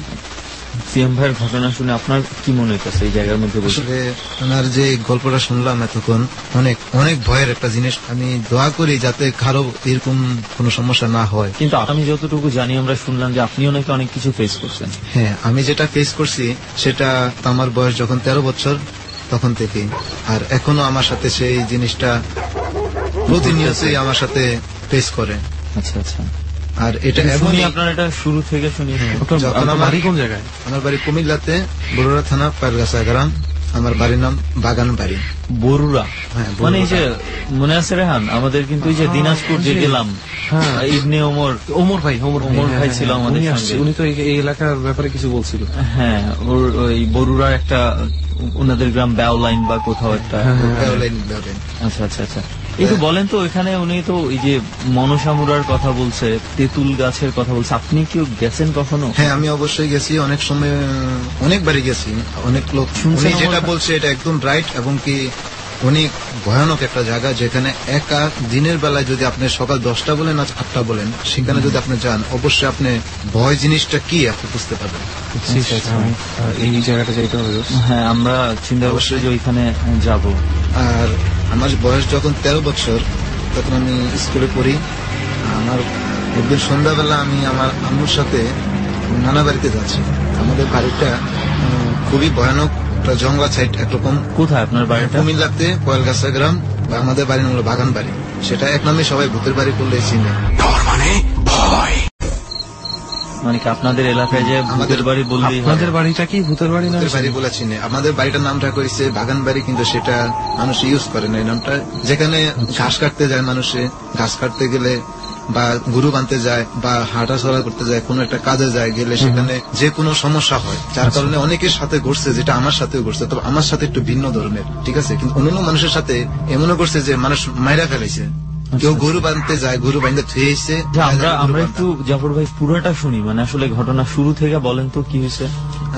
আমার আব্বু জায়গাটা কিনে, ওই বাড়িটা আমাদের যে পজিশনটা ছিল, ওখানে অনেক টিলা, মানে বুঝেন তো, ছোটখাটো পাহাড় এক জাতের, যেটা অনেক গিলা মাটি দিয়ে অনেক মোটা মোটা গাছ ছিল, পাশেই একটা খাল ছিল। আর আমাদের ওই জায়গাটার আশপাশ ছিল অনেক বড় একটা জঙ্গলা, ঠিক আছে। যেটা গাছ কি মানে কি এই যে এইখানে যে এমন বড় বড় গাছ, এই এখানে যে গাছগুলো- ধরনের বড় বড় গাছ আছে, আম গাছ, কাঁঠাল গাছ, এরকম ধরনের গাছ বেশি, কাঠের গাছগুলা বেশি। আর যখন ওই বাড়িতে বাঁধি আমরা, বাঁধার পরে হাওলা নামের একটা আছে ফল, অনেক টক, খাইতে অনেক ভালো লাগে। আমরা যাইতাম, ছোট যখন ছিলাম যাইতাম, যাই ওই গাছ থেকে আমি পারতাম, পায়রা খাইতাম। হুম। তো পাঁচটা আমার সাথে যেটা ঘটে, যে আমি গাছের একদম উপরে উঠি, এই গাছটার এই ফলগুলো হ্যাঁ, পারার এই জন্য। হাওলা গাছের একদম উপরে উঠি। আমি আমার মন মতো মানে পারতেছি, যেটা ভালো লাগতেছে ওইটাই পারতেছি, পাইরে পাইরে নিচে পালাইতেছি। আমার ছোট বোন ছিল, ওই মানে নিয়ে ব্যাগে পড়তেছে। আচ্ছা আচ্ছা। ওই গাছটার সামনে ছিল একটা বাঁশের ঝাড়, আর সাথে এলো দিঘি, দেও দিঘি কইয়া, মানে এটা পরিচিত। আচ্ছা। আমি তখন গাছের একদম আগায়, আমার পাশের যে বাঁশের ঝাড়টা, ওটা ছিল আপনার দিঘির কোনায় একদম পাশে। দেখতেছি পাকা যেরকম ঘুরে, ঠিক ওইরকম ঘোরা শুরু করছে। আর ঘুরতে ঘুরতে ওই দিঘির পানিটা নিয়ে এরকম সুপ দিয়ে আমার গায়ে পানিটা মারতেছে। কি বাঁশের পাশে যে ঝাড়টা, হ্যাঁ, ওইটা এরকম ব্যাক হইয়া পানিতে যাইতেছে, আর ওই পানিটা আমার আবার সোজ হইলে আমার গায়ে যায় পানি পড়তেছে। এটা কি দিনের বেলাতেই? হ্যাঁ, দিনের বেলাতে। তখন আপনার দুপুর 1:30টার মতো বাজে। ভয় পেয়ে গেলাম, আবার চিন্তা করলাম জ্বর এলো নি, পার্শ্ববর্তী কোনো গাছ নড়াচড়া নাই এটার মতো। আবহাওয়া কি ভালোই ছিল? আবহাওয়া সম্পূর্ণ নর্মালি আগের মতোই ছিল। আচ্ছা। বর্ষার সিজনও না যে জ্বর, হয়তো বৈশাখে জ্বর কিংবা এরকম কিছু না। ভয় পাওয়ার পরে আমি তাড়াহুড়া করে আমি আপনার কি করি, বোন কি তখনও নিচেই ছিল হ্যাঁ, গাছে? আমি ওরে লয়ে এই দৌড় মারছি। বাড়িতে কাউরি কথাটা কইলাম না। সন্ধ্যাবেলা যখন আমি পড়তে যাব, মাগরিবের আজানের পরে, দেখি কি যেন আমার পিস পিস হাঁটতেছে, বুঝতেছি না। মায়ের কইলাম, মা এই সমস্যা। তো মায়ে কয়ে, আচ্ছা অসুবিধা না, আমি দেখতেছি কি করে। মা অনেক সুরাটা পুরো আমার ফুফা দেয়। পরের দিন আমার নানুর বাড়িতে যাব। আমাদের বাড়ির অপোজিট সাইডে একটা খাল আছে, আর বাঁশের হাক্কা, যেটাতে বাঁশ দেওয়া মানুষের পার্থক্য পারা যায়, বাঁশের শাখো। সাকুর। সন্ধ্যা তখন আপনার হয় মাগরিবের আজানের প্রায় 20 মিনিট আগে, এরকম একটা সময়। তা আমাদের ওই জায়গাটায় সাধারণত কোন লোক ওই টাইমে কিংবা দুপুর টাইমে গরু বাঁধতে জানে কেউ চলাচল করে না, কারণ জায়গাটা অনেক খারাপ, মানে যেটা শুনতাম সবার কাছ থেকে। তো আমি চিন্তা করলাম যেহেতু মা আছে লগে, তাহলে আমার এনে সাহস অলরেডি তোমরা একটা ভয় জিনিসটা কাজ করেন। মা আমার পিছনে, আমি মায়ের আগে, আমার হাতে ব্যাগ ছিল, আমি ব্যাগটা নিয়ে তাড়াতাড়ি করে দিতেছি। মা আমার মনে করেন 20 থেকে 25 ফিট দূরে পিছনে, আমার সামনে মনে করেন 10 ফিট সামনে হইলো ওই সাঁকুটা, ঠিক আছে। তো এই সাঁকুটার উঠতে কিন্তু পাশে যে গোড়াটা, ওই জায়গার মধ্যে একটা মেয়ে বসা দেখতেছে, পরনে সাদা ধরনের জাতের জামা, চেহারা দেখতে পারতেছি না। আমি চিন্তা করতেছি এই জায়গায় এই সময় একটা মেয়ে বসা, এই জায়গায় তো এই সময় কেউ থাকার কথা না। আমি ওই মেয়েটার দিকে তাকে আমি কইতেছি কে এখানে এই সময়, জোরে কইছিলাম। অবশ্য কথাটা আমার মায়ও শুনছে। আমি মেয়েটার দিকে চাই রয়েছি, কথাটা জিজ্ঞাসা করে আস্তে করে মাথাটা এরকম তুলছে, পরে অটোমেটিক তার ঘন্টাটা ছোট হয়ে গেছে কপাল পর্যন্ত। তখন ওর যে পেজটা আমি দেখলাম, যেটা আমার লাইফে আমি কোনোদিন এত সুন্দর মেয়ে চেহারা দেখিনি। পিছনে ঘুরে মারে কইতেছি, মা এই মেয়েটাকে এতটুকু আটকাই গেছে নাই। মায় কই তুমি কে, যে এনেই তো ছিল। তখন আমার মানে একটা ভয় ঢুকে গেছে ভিতরে, হঠাৎ আতঙ্কা। ও যদি যাইতে চায় কোনো দিকে, তো অবশ্যই আমি দেখুন মাত্র 10 থেকে 15 সেকেন্ড সময়, যেটা মায়ের দিকে ফিরা মায়ের কইলাম, আর এদিক তাকাই দেই নাই। মায়ের কয় তুই ঠাট্টা করছ আমার লগে, তাড়াতাড়ি লোক। সাঁকুড়ার মাঝখানে যখন যাই, তখন আমার ভিতর থেকে মানে আমার ভিতর যেটা ঘটতেছে যে আমি তার চেহারা আরেকটা আবার দেখতে চাই। হঠাৎ আমার গায়ে একটা বাতাস আসলো, অটোমেটিক আমি দেখলাম বাতাসটা আমার গা ঘিসের উপরের দিকে যাইতেছে। তা আমি তাকালাম উপরের দিকে, যারের উপরে যে পাতাগুলা থাকে ওই পাতার উপরে বসা মেয়েটা, এই মেয়েটাই আমি দেখে ওই জায়গায় বৈশা করছি সাঁকুর উপরে। সেন্স আমার অন্যরকম। তখন আপনার মা আপনার সাথে ছিল? মা সাথে ছিল। তখন আমি মায়ের শুধু দেখাইতেছি ওই ওই ওই দেখেন, মায়ে কিছুই দেখে না, অথচ আমার উল্টা ভক্তাছে। আমি মন চাইতেছি আমি বাজারের কাছে যাই আর ওই গাছে উঠি, এরকম একটা চিন্তা ছিল। মা ধাক্কায় দুঃখে লেগে গেছে আমার। নানুর বাসায় গেলাম, মন খুব খারাপ, মানে নিজের কাছে কেমন কেমন জানি লাগতেছে। আমি সন্ধ্যার পরে বাড়িতে আসার কথা ছিল, আমি আর আসি না। আমি বাজারে এক চায়ের দোকানে গিয়ে টিভি দেখতেছি, প্রায় রাতের 12টার উপরে সময় হয়ে গেছে। আমি যখন বাজার থেকে বাইরেছি, তখন ওই মেয়েটার কথা আমার মনে পড়ছে যে এখন যদি আমি বাড়িতে যাই, ওইটা তো মনে হয় ভূত টুত হইতে পারে, যদি আমার ধরে ওই রাস্তা দিয়ে যেতে, ওই রাস্তা দিয়ে আসতেই আমার। আমি কি করছি, একটা ম্যাচ কিনলাম, আমি জ্বালাইতেছি আর আইতেছি অন্ধকার যে দিকটা। ওই জায়গাটাতে যাওয়ার আগে মোড় আছে যেখান থেকে ওই জায়গাটা দেখা যায় না। ওই জায়গাটা যখন আমি আসছি, তখন আমার কানে একটা শব্দ আসে, যেটা নুপুরের আওয়াজ। আমি আস্তে আস্তে হাঁটি আর চিন্তা করতেছি আওয়াজটা কোথেকে আসে। কারেন্ট নাই, পার্শ্ববর্তী বাড়িতে কোনো টিভিও চলে না। সামনে যাই দেখি যে উপর থেকে টর্চ ধরলে নিচে যেমন গোলাকার একটা আলো হয়, ঠিক ওইরকম একটা আলো, অনেক বড়। আর এর ভিতরে 7টা মেয়ে দেখতেছি নাচতেছে। পার্শ্ববর্তী 2টা তাল গাছ, 2 পাশে। এই তাল গাছটার মাঝখানে খালি জায়গাটা, ওই সাঁকুর সামনে এই অবস্থা দেখা, মানে কি আমি আস্তে আস্তে আমি খালের ভিতরে নামলাম। তখন আমার ভয় জিনিসটা মানে আমি হারাই ফেলাইছি। আমার শুধু খেয়াল হইল এটাই যে ওরা যে নাচতেছে এগুলা কে, শুধু নুপুর আওয়াজটা আমার কাছে অনেক ভালো লাগতেছে। আমি আস্তে আস্তে খালের ভিতরে ঢুকলাম, নামলাম, নাইমা খালের পাড় ধরে ঘেসে ঘেসে ঘেসে ওদের খুব নিকটে আসছি, ওই সাঁকুটার কাছে। এই শুকনা সিজন তো, খালের মধ্যে যে কচুরি পেনা থাকে সেগুলা শুকাই গেলে বেলুনের মতো থাকে, ফুলে মারা পড়লে আমি ওদের নাচ দেখতেছি এরকম হামাগুড়ি দিয়া, কেমতে যে আমার পায়ের নিচে আপনার ওই কচুরিটা পড়ে। আলো ঢোকার সাথে সাথে মানে কি ওই আলোটা অটোমেটিকলি সেটা অফ হয়ে গেছে, আলোটাও নাই ওরাও নাই। তো আমি চিন্তা করলাম হয়তো ওরা আমার দেখছে, যার কারণে ওরা গেছে। আমি ওইটা ইচ্ছা মতো দৌড় মারলাম, কোন রকমে বাইরে উঠানে যায় পুরে। আমি আর কিছু করতে পারি না, আমি শুধু এটুকুই জানি না বাইরে উঠান পর্যন্ত আইছি। পরে আমার জ্ঞান ফিরে আইতে অনেক রাইতে। আমাদের পাশের বাড়িতে এক কবিরা ছিল, নাম শাহলাম। এর সাথে আলাপ করার পরে আমার মানে কেমন পুরা পানি পড়াটা ছিড়ে করে আমার হুশ করার পরে হ্যাঁ আবার বৃত্তান্ত সব আমার কইলো যে তুই এগুলো দেখছো? হ্যাঁ দেখছি। তো কপাল ভালো। এই জিনিসটা ঘটার পরে আমার 7 থেকে 8 দিন টানা জ্বর ছিল, খুব ধরনের মানে উঠার মতো কোনো শরীরে ছিল না। প্রতিটা দিন যেটা করতো, দিনের বেলা যদি আমি হাঁটতাম যে আমার পিছনে কে যেন হাঁটতেছে, সেটা আমি কষ্ট বুঝতে পারি, অথচ ঘুরে তাকাইলে কেউ নেই। আর রাতের বেলা যেটা করতো, আমি শুধু দেখতাম যে কে যেন আমার কাছে আসতেছে, একটা ছায়া, মানুষের মতো একটা ছায়া, মানুষের মতো হাইটে। রাতের বেলা বলতে যেমন আমি ঘুমাইতাম যখন, আচ্ছা যে আমি দেখতেছি একটা কালো ছায়া আমার কাছে আসতেছে। আসার পরে আমার মাথার পাশে যেত, ডান পাশে কি জানি আমার কানের পাশে যে বলতো, আমি কিছু বলতে চাই বা ওই যখন আমার পাশে আসা কথা বলে আমার শরীরের মধ্যে ওর হাতটা রাখে, ওই ছায়াটার একটা হাত আমার শরীরে থাকে, যার কারণে আমার গলার এই তুরি এর উপরে কোনো সাউন্ড আসতো না, মানে ওর গলা মতো- দিয়ে আওয়াজ বেরোতো না। না কোনো আওয়াজ বেরোতো না, আমি না নরম যে আমার একটা আঙ্গুল নাড়ামো ওই ক্ষমতা আমার শরীরে থাকতো, এরকম আমার একটা বস করে রাখতো। মা অনেক ধরনের কবিরাজ দেখায়, অনেক ধরনের ফকির দেখায়, অনেক ধরনের চিকিৎসা নেয়, সবাই একই কথা যে ওরে কিছু করার মতো আমার ক্ষমতা নাই, তবে এটুকু পারুন যে ওরে কিছুটা সেভ করতে কয়েকদিনের লেগে।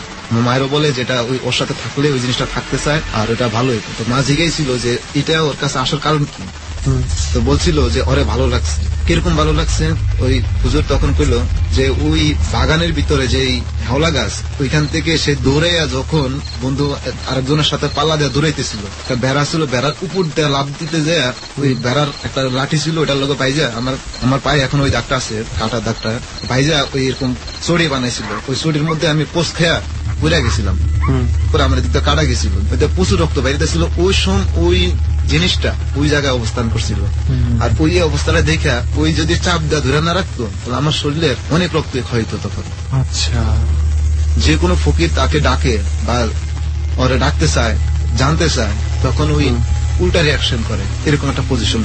এরকম আমার সাথে অনেক ধরনের ঘটনা ঘটে প্রতিনিয়ত। ওই যে রাতের বেলায় যে সমস্যাটা হইতো, দিনের বেলায় মিসমিসকে হাঁটতো। একদিন আমার শুধু কানের পাড়ি দ্বারাই শুক্রবার ছিল, শুক্রবার আমি জুমার নামাজ পড়ছিলাম দুপুরবেলা, তখনকার দেখতেছি আমার পিস পিস কাটা জানি ওই জুমার নামাজের পর থেকে আমার পিস পিস কাটা হাঁটতেছে। মাকে তখন 5 সপ্তাহ নামাজ পড়তাম, আমার পিস পিস থাকতো, আমি যখন মসজিদে যেতাম ওই বাইরে থাকতো। আমার সাথে যদি কোনো বড় ধরনের হুজুরও থাকে তাও থাকতো। আমার মা জিনিসটা জানে, আর এটা দেখতে দেখতে সবার একটা মানে ইয়ে হয়ে গেছে, লয় হয়ে গেছে, যাওয়ার প্রতি হয় যত রকম কবিরাজ দেখায় কোনো কাম হয় না। হঠাৎ একদিন আমি ঢাকায় আসছি 2001 সালে, যখন ঢাকায় আসি একটা গার্মেন্টস এ কাজ নেই, এভাবে কয়েকটা দিন সুস্থতার মধ্যে ছিলাম যেরকম, আর ওই জিনিসগুলা সপ্তাহখানিকের মতো হয় নাই আমার সাথে। আমি মিরপুর যেখানে থাকতাম সেখানে আমার এক লোকের সাথে পরিচয় হয়, তার সাথে আমি কেরানীগঞ্জে আসি। আসার পরে ওই এরকম অনেক কিছু ফেস করে যে দেখতে পাইতেছে আমি কার সাথে রাতের বেলা একা একা কথা বলতেছি, সবাই ঘুমে, বা কে যেন আমার সাথে কথা বলে যেটা বুঝতে পারতেছে। এরকম ঘটনা কয়েকবার ঘটার পরে আমি চট্টগ্রাম গেলাম কারখানারই একটা কাজে। তো যাওয়ার পরে সেখান থেকে হঠাৎ ও আমার সাথে ওই জিনিসটা আবার হয়। রাতের বেলা হোটেলে ছিলাম আমরা, ওই হোটেলে এই জিনিসটা আবার হয়, মানে আবার ওই আপনি অনুভব করেন কেউ আছে আপনার সাথে রাত্রে বেলা এরকম আবারই করে ঘুমের ঘরে। ওই আমাকে তখন বলছিল, ওই বুঝতে পারতো যে আমি ওর কথা বুঝি না, ঠিক আছে, এরকম ই করে পরে আমাকে আমার বাসায় আমাকে বলে যে তুমি কালকে সকালে ট্রেন ধরে ঢাকায় যেতে হইব, কেন তোমার আব্বুর অসুখ, এইটুকু বইলা ওই গেছে গা। আমি কি করছি, সেখান থেকে ট্রেন ধরে আমি সকালে রওনা দিছি ওর কথা অনুযায়ী। আপনার আব্বুকে আসলে অসুস্থ? হ্যাঁ, অসুস্থ ছিল। আমি আর আব্বুকে জিনিসটা জানাই নাই, কিভাবে খবরটা পাইছিলাম। আমি ব্যাগ হয়ে আপনার রেল স্টেশনে গেলাম, যাওয়ার পরে জিজ্ঞাসা করলাম যে চট্টগ্রামে ট্রেন কোন সময় ছাড়বে বা কোন সময় আসবে, যে গেলাম, বলতেছে 3:30 বাজে আইবে। ঠিক আছে, ভালো কথা, ঘন্টাখানিক আর সময় আছে। আসছে ট্রেনটা, কিন্তু আমি চায়ের দোকানে চা খাইতেছিলাম, ওই সময় ট্রেনটা আবার ছাইরা দিছি, খুব কম সময় ঘাড়াইছিল এই জায়গায়। আমি ধরে উঠতে পারো এরকম একটা পজিশন দেখছি, ট্রেনটা এরকম স্লো ভাবে যেতেছে, কিন্তু আমার জিনিসটা নলেজের নাই যে ট্রেন আস্তে আস্তে গতি বাড়তেছে, জিনিসটা আমি বুঝতে পারি না। আমি খুব দৌড়াইতেছি দরজার বরাবরে যে আমি ধরে উঠুম চলন্ত অবস্থায়। এমন এক পর্যায়ে ট্রেনের লাইনের পাশে কিন্তু পাথর থাকে অনেক, ধরিতে ধরিতে ধরিতে ধরিতে এমন সময় চিলিপ খায়া আমি পড়া যাই নিচে। নিচে মানে কি? মানে আমি যে ট্রেনের পাশ দিয়ে ধরিতেছি, পাথরের মধ্যে পা স্লিপ করে আমি পাথর করে পড়া যাই। তখন মানে আমি অনেকগুলা ব্যথা পাই আমার হাতে পায়ে, এখনো সে দাগিলা আছে মর্মান্তিক। পড়া যাওয়ার পর পরই আমি দেখতেছি যে কে যেন আমারে টান মাইরা উপরে তুলে লাগবে, এরকম আমি বুঝতে পারছি, কিন্তু কে। মানে আপনি অনুভব করছেন আমার শরীরে ধইরা, দুই ডানার মধ্যে ধইরা আমাকে এরকম মুছা করে আলিছে ওই জায়গার থেকে। আশেপাশে আর কোনো মানুষ ছিল না তখন? হ্যাঁ, মানুষ ছিল। আশেপাশের মানুষরাই যে টান দিয়ে তুলে নাই সেটা কি? না, কোন মানুষের পক্ষে এটা সম্ভব না এইভাবে। আচ্ছা, একটা মানুষ আমাকে টান দিয়ে তুললে মনে করেন যে ওর আয়তন অনুযায়ী ওর যেটুকু সম্ভব এতটুকু মুহূর্তের ভিতর টাইনে তো তুলছে। লাইনের পাশে আমাকে আবার এরকম বসন্ত অবস্থা রাখে, আমার পায়ে হাতে দেখতে যন্ত্রণা করতেছে, দেখে আমার ক্ষত গেলে দেখে আমি নিজে হতমুখ হয়ে যাই, এগুলা কিভাবে হইলো। ওই জিনিসটা আমার তখন কমপ্লিট আমার সামনাসামনি মানসিক একটা রূপে আমার সামনাসামনি যে একটা মেয়ে রূপে, ওই মেয়েটাই ওই জায়গার মধ্যে। হ্যাঁ, ওই জায়গার মধ্যেই। আর ওই আমাকে গাছগাছালি ধরনের একটা ওষুধ দিছে, একটা গাছের মতো পাতা লতা দিছে, যেগুলা চাবায়া খাও রসটা। এই মেয়েটাকে আগে কখনো দেখেছেন? হ্যাঁ, ওই যে আমি আমার বাড়ির পাস্ট যে মেয়েটাকে আমি সাকুর কাছে দেখলাম, ওই মেয়েটা। ওর এই কাজগুলা ওই মেয়েটাই করতেছে। কলে গেলাম, ধুইলাম, ওই জিনিসটা মুখে দিয়া চাবাইতে চাবাইতে গেছি, যাক ফিরাইয়া দেখি আর নাই। আমি আশেপাশের আর কোনো মানুষ আগে আসে না? যেটা আমি বলতে ভুলে গেছি যে অনেক লোক দেখছে, দেখার পরে মানুষে মানে হতভম্ব হয়ে রয়েছে যে এই লোকটা এইভাবে পড়ছে, এই মানে মানুষ একজন একজন করতেছে, ঠিক আছে, কিন্তু আমি যাকে দেখতে পাই আমার মনে হইতেছে যে লোক সব লোকই কিন্তু ওটা দেখতে পাইতে আসলে কিন্তু না, সেটা না। ওই মেয়েটা যে আপনারা যখন ওষুধ দিছে বললো যে টিউবওয়েল থেকে ধুয়ে আসো, তো এই সময়ে এই মেয়েটাকে আশেপাশের মানুষজন দেখছে কিনা আপনি জানেন? না, দেখে নাই। তারপর কি হলো? এখন আমি যাক এরকম হয়ে আমি চিটাগাং গেছি, আবার ওই আমার মহাজনের সাথে দেখা সাক্ষাৎ করি, আমাদের কাজ কাম সেরে আমরা আবার আসি। আসার পরে ওর সাথে আমি প্রতিনিয়ত রাতে কথা বলতাম, প্রতি রাতে, মানে সরাসরি ফেস টু ফেস কথা? Face to face. আর ওর পজিশনটা কি, আমি এখনো সে আমার সাথে আছে। আমি এখন এই যে আপনি আমাদের সঙ্গে আছেন, এখনো কি আছে? না, এই অবস্থায় নাই, এই মুহূর্তে নাই, কিন্তু আমি যখন আপনাদের এতে আসছি তখন আমার সাথে ছিল, মাত্র 5 মিনিটের লেগেছিল। ওই আমার অনেক কাজ করাইতে সময়তে, যেমন অমুক এলাকায় একটা লোক খুব অসুস্থ, যে ওকে বলে আসো যে ওই এই ওষুধটা বা এই ওষুধটা দিয়ে আসো, বা ওই এই কাজটা করলে ওর ভালো হইব, ওর সব ধরনের বিপদ শেষ হয়ে যাবে, এরকম কিছু আমার বলে দিত। আমি যাইতাম বিভিন্ন জায়গায়, আমার পাঠাইতো সময়তে। আমি কোনো বিপদে পড়ুম কিনা এটা আমার মানে মাথায় চলে আসে। একদিন রাত্রে ও আমাকে আয়সা বলতেছে, 1 মাস তুমি আমাকে দেখবা না, আমিও তোমার কাছে আসবো না, ভালো থেকো, এটুক বলে চলে গেছিল এই পরিটা। হ্যাঁ, ওরা 7 বোন। আপনাদের কাছে এখানে আসছি, কথাগুলো বলতেছি, ওর অনুমতি নেই আমি আসছি। আমি জানি না আমার সাথে কোন ধরনের জিনিস, আমি সময়তে নিজে হতভম্ব হয়ে যে এটা কি। ওই যাওয়ার পরে কেরানীগঞ্জ যে বিল্ডিং এ থাকতাম, যে কারখানার যে বিল্ডিং এ ছিল, ওটা ছিল মোট 12 তলা, আমরা থাকতাম 7 তলায়। 7 তলার ওই রুমটার ভিতরে যে কারখানাটা, আমাদের যে রুমটা, ওই রুমটায় কারখানা করার পরে আমাদের পরে যে এই রুমটা হওয়ার পরে যে অনেকগুলা রুম হয়েছে, রুম হওয়ার পরে আমরা এই 5টা, আমার মাজন এই রুমটা নেওয়ার পরে এখানে কারখানা কাজ চালু করে অনেকদিন ধরে, প্রায় 6 থেকে 7 মাসের মতো। এরকম সময় মহাজন ছিল না, বা অন্যান্য স্টাফ যারা আমার কলিগ ছিল তারা ছিল না, আমি একাই ছিলাম। তখন কারখানার মধ্যে বাসায় যাই নাই, আর কারখানায় শুই। এরকম একটা অবস্থায় রাত্র প্রায় 1টারও বেশি, এরকম একটা সময় আমি FM শুনতেছি হেডফোন দিয়ে। হঠাৎ আমি FM এর থেকেও বাড়তি একটা সাউন্ড পাই, যেটা ওই রুমের মধ্যে, ওই রুমের ভিতরে, হ্যাঁ, বাড়তি একটা সাউন্ড পাই যে কে যেন আমার ওই রুমটার কোনায় একটা টেবিল আছে, ওই টেবিলের ভিতরে যে নিচে যে কাগজপত্র প্রয়োজনীয় যেগুলা কারখানার কাজের জিনিসগুলা, ওইগুলোর ভিতরে কি জানি খুঁজতেছি। তখন কি লাইট জ্বালানো? হ্যাঁ, লাইটটা জ্বালানো অলরেডি। আর আমি যেভাবে বসা চেয়ারের মধ্যে, ওই চেয়ার থেকে আমি কমপ্লিটলি দেখতেছি, তবে হাফ অবস্থা, যেরকম ছিল তার কোমর থেকে শুরু করে মাথা পর্যন্ত আমি দেখতেছি, পায়ের দিকটা দেখতেছি না, কারণ 500 টেবিলের লেগা। আমি অনেক ভয় পাই। আমি যারা ঘরে কেউ নেই, ঘরের তো দরজাও লাগানি, সেটা আমি নিজে ঘর চেক করে লাগাইছি দরজাটা, কিন্তু এই লোকটা কিভাবে ঢুকলো, কে, কোন সময়? অনেক ভয়ের ভিতরে আমি তাকে জিজ্ঞেস করি কে। আমার শব্দটা শুনালো 5-6 সেকেন্ড এরকম করার পরে ওইটা খাড়াইলো, আমার দিকে ফিরলো খুব স্লো ভাবে। বুঝা মুখটার দিকে তাকাইলাম, অনেক মনকষ্ট। একটা লোকের যখন মন খারাপ থাকে তখন তার পেসে যেটা বোঝা যায়, তার মনটা অনেক খারাপ, এমন একটা অবস্থা। আর ওর পেসটা আমি ক্লিয়ারে মানে দেখতেছি যে এই লোকটা 6 মাস আগে মারা গেছে। আর ওর জানাজা আমি ছিলাম, বা নিজে থেকে কবর চবর সব হয়েছিল। আমি দেখে তখন অনেক অনেক ভয় পাই, যেটা আমার লাইফে কোনোদিন ঘটে নাই, বা কারো লাইফে এরকম ঘটছে কিনা আমি জানিও না। মানে শিওর আপনি তখন ঘুমে স্বপ্ন দেখতেছিলেন না? এটা না, আমি বাস্তবে পেয়েছি আমার সামনে, ফেস টু ফেস। তখন আমি 6 মাস আগে মারা যায়। কিভাবে মারা গেছে? লোকটা মারা গেছিল, তার প্রেম করছিল যে মেয়ের সাথে। ওই মেয়ে ছিল এক বাড়িওয়ালার মেয়ে, ওরও বাপেরও বাড়ি আছে কেরানীগঞ্জে, একই এলাকায় পার্শ্ববর্তী বাড়ি। তো প্রেমের কাহিনী নিয়ে মানে কিভাবে কোন গন্ডগোল হয়, মেয়ের ভাই তাকে মানে জানায় যে তুমি এটা করো না, এটা ভালো না, যদি করো তোমার সমস্যা হবে। তো পরে আমি যেটা বৃত্তান্ত পরে জানলাম আর কি, মানুষের কাছ থেকে জিজ্ঞাসাবাদ করলাম যে ওই লোকটা পরে নিষেধ করার পরে ওই মেয়ের সাথে আবার দেখা করে, আবার রিলেশন করে। পরে ওরা একদিন ডাইকা মানে ওর মেয়ের ভাই সহ আরো কয়েকজন লোক একসাথে করে ওরা ওই আমাদের বিল্ডিংটা যায় 7 তলায়।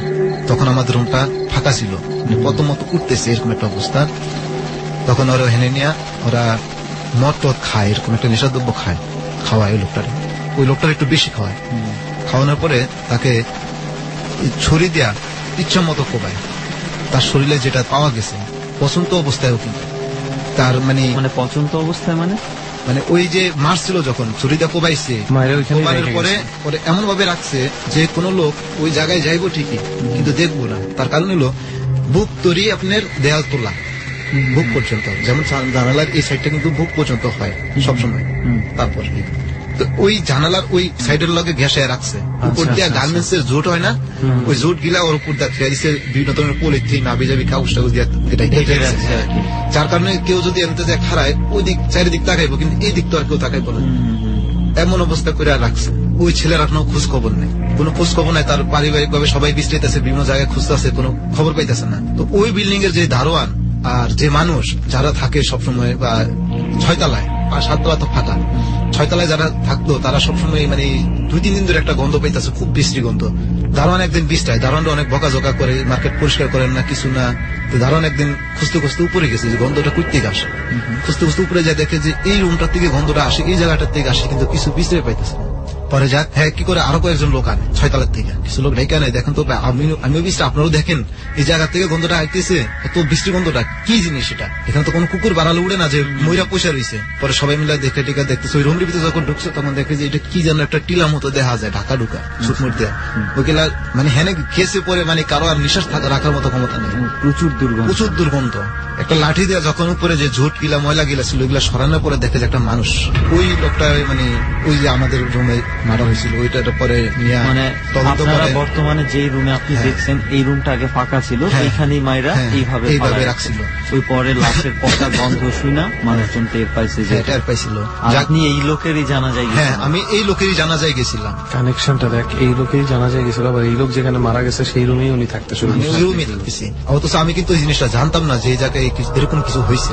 যখন আমি ওই লোকটার পেশ হইলো মরার 6 মাস পরে, 6.5 মাসের মধ্যে যখন আমি ওই পেশটা করলাম, তখন আমি কি করব, এ কিন্তু খারানো আমার সামনে কিছু বলতে চাইতেছে, আমারে কিছু বলতে চাই, তার মুখের দিকে তাকাই আমি এক তাকানের ভিতরে রাখছি, আমি নিজেও কোনো দিক যাইতে পারতেছি না, আমি সেন্স নাই আমার, আমি কি করব, দৌড়ামু চিৎকারি লাগানো, যদি দরজা খোলা থাকতো এক দৌড়ে পালাইতাম।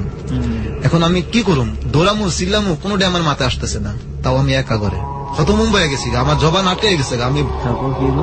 লোকটা আমার দিকে তাকাই থেকে আবার ওই আগের মতো করে টেবিলের নিচে মাথাটা ঢুকাইল, মানে ভয়। ঢুকানোর পরে আমি যেটা দেখলাম যে আমি লোকটা মাথাটা টেবিলের নিচে ঢুকাইছি, ঢুকানোর পরে আর শুরুতে কিন্তু আমি তার পিঠ দেখছি, মাথা দেখছি গেলাম, কিন্তু যখন ওই শেষবারে যখন মাথাটা ঢুকাইছে টেবিলের নিচে তখন বডিটা দেখা যায়নি। আমি ওইখানে মানে অনেক সাহস নিয়েছি নিজের থেকে, হয় আজকে বাঁচুম নয় আজকে মরুম, এখান থেকে আমার বাঁচতে পলাইতে যেমতেও। আমার সেই শক্তিটা নাই যে আমি দরজার খিলিটা খুলি, ছিটকেটা খুলি, তারপরও কোন রকমে মানে কেমতে খুলছি কেমতে কি করছি আমি নিজে কইতে পারলাম না।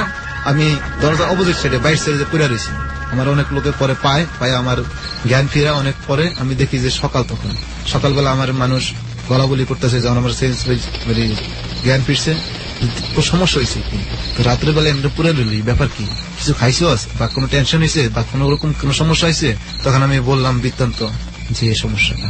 বলার পরে আমার অনেকে কইলো যে তুই আর এখানে থাকিস না, আমি কই কে সমস্যা কি, কয় এখানে থাকলে যদি আবার হয়।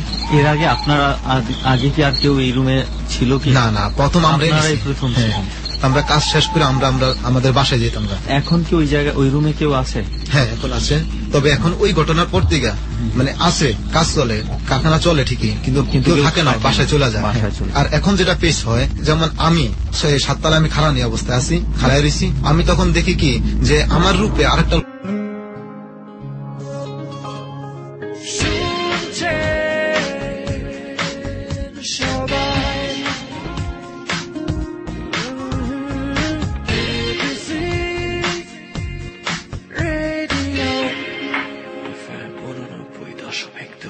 This track was downloaded from FusionBD.com.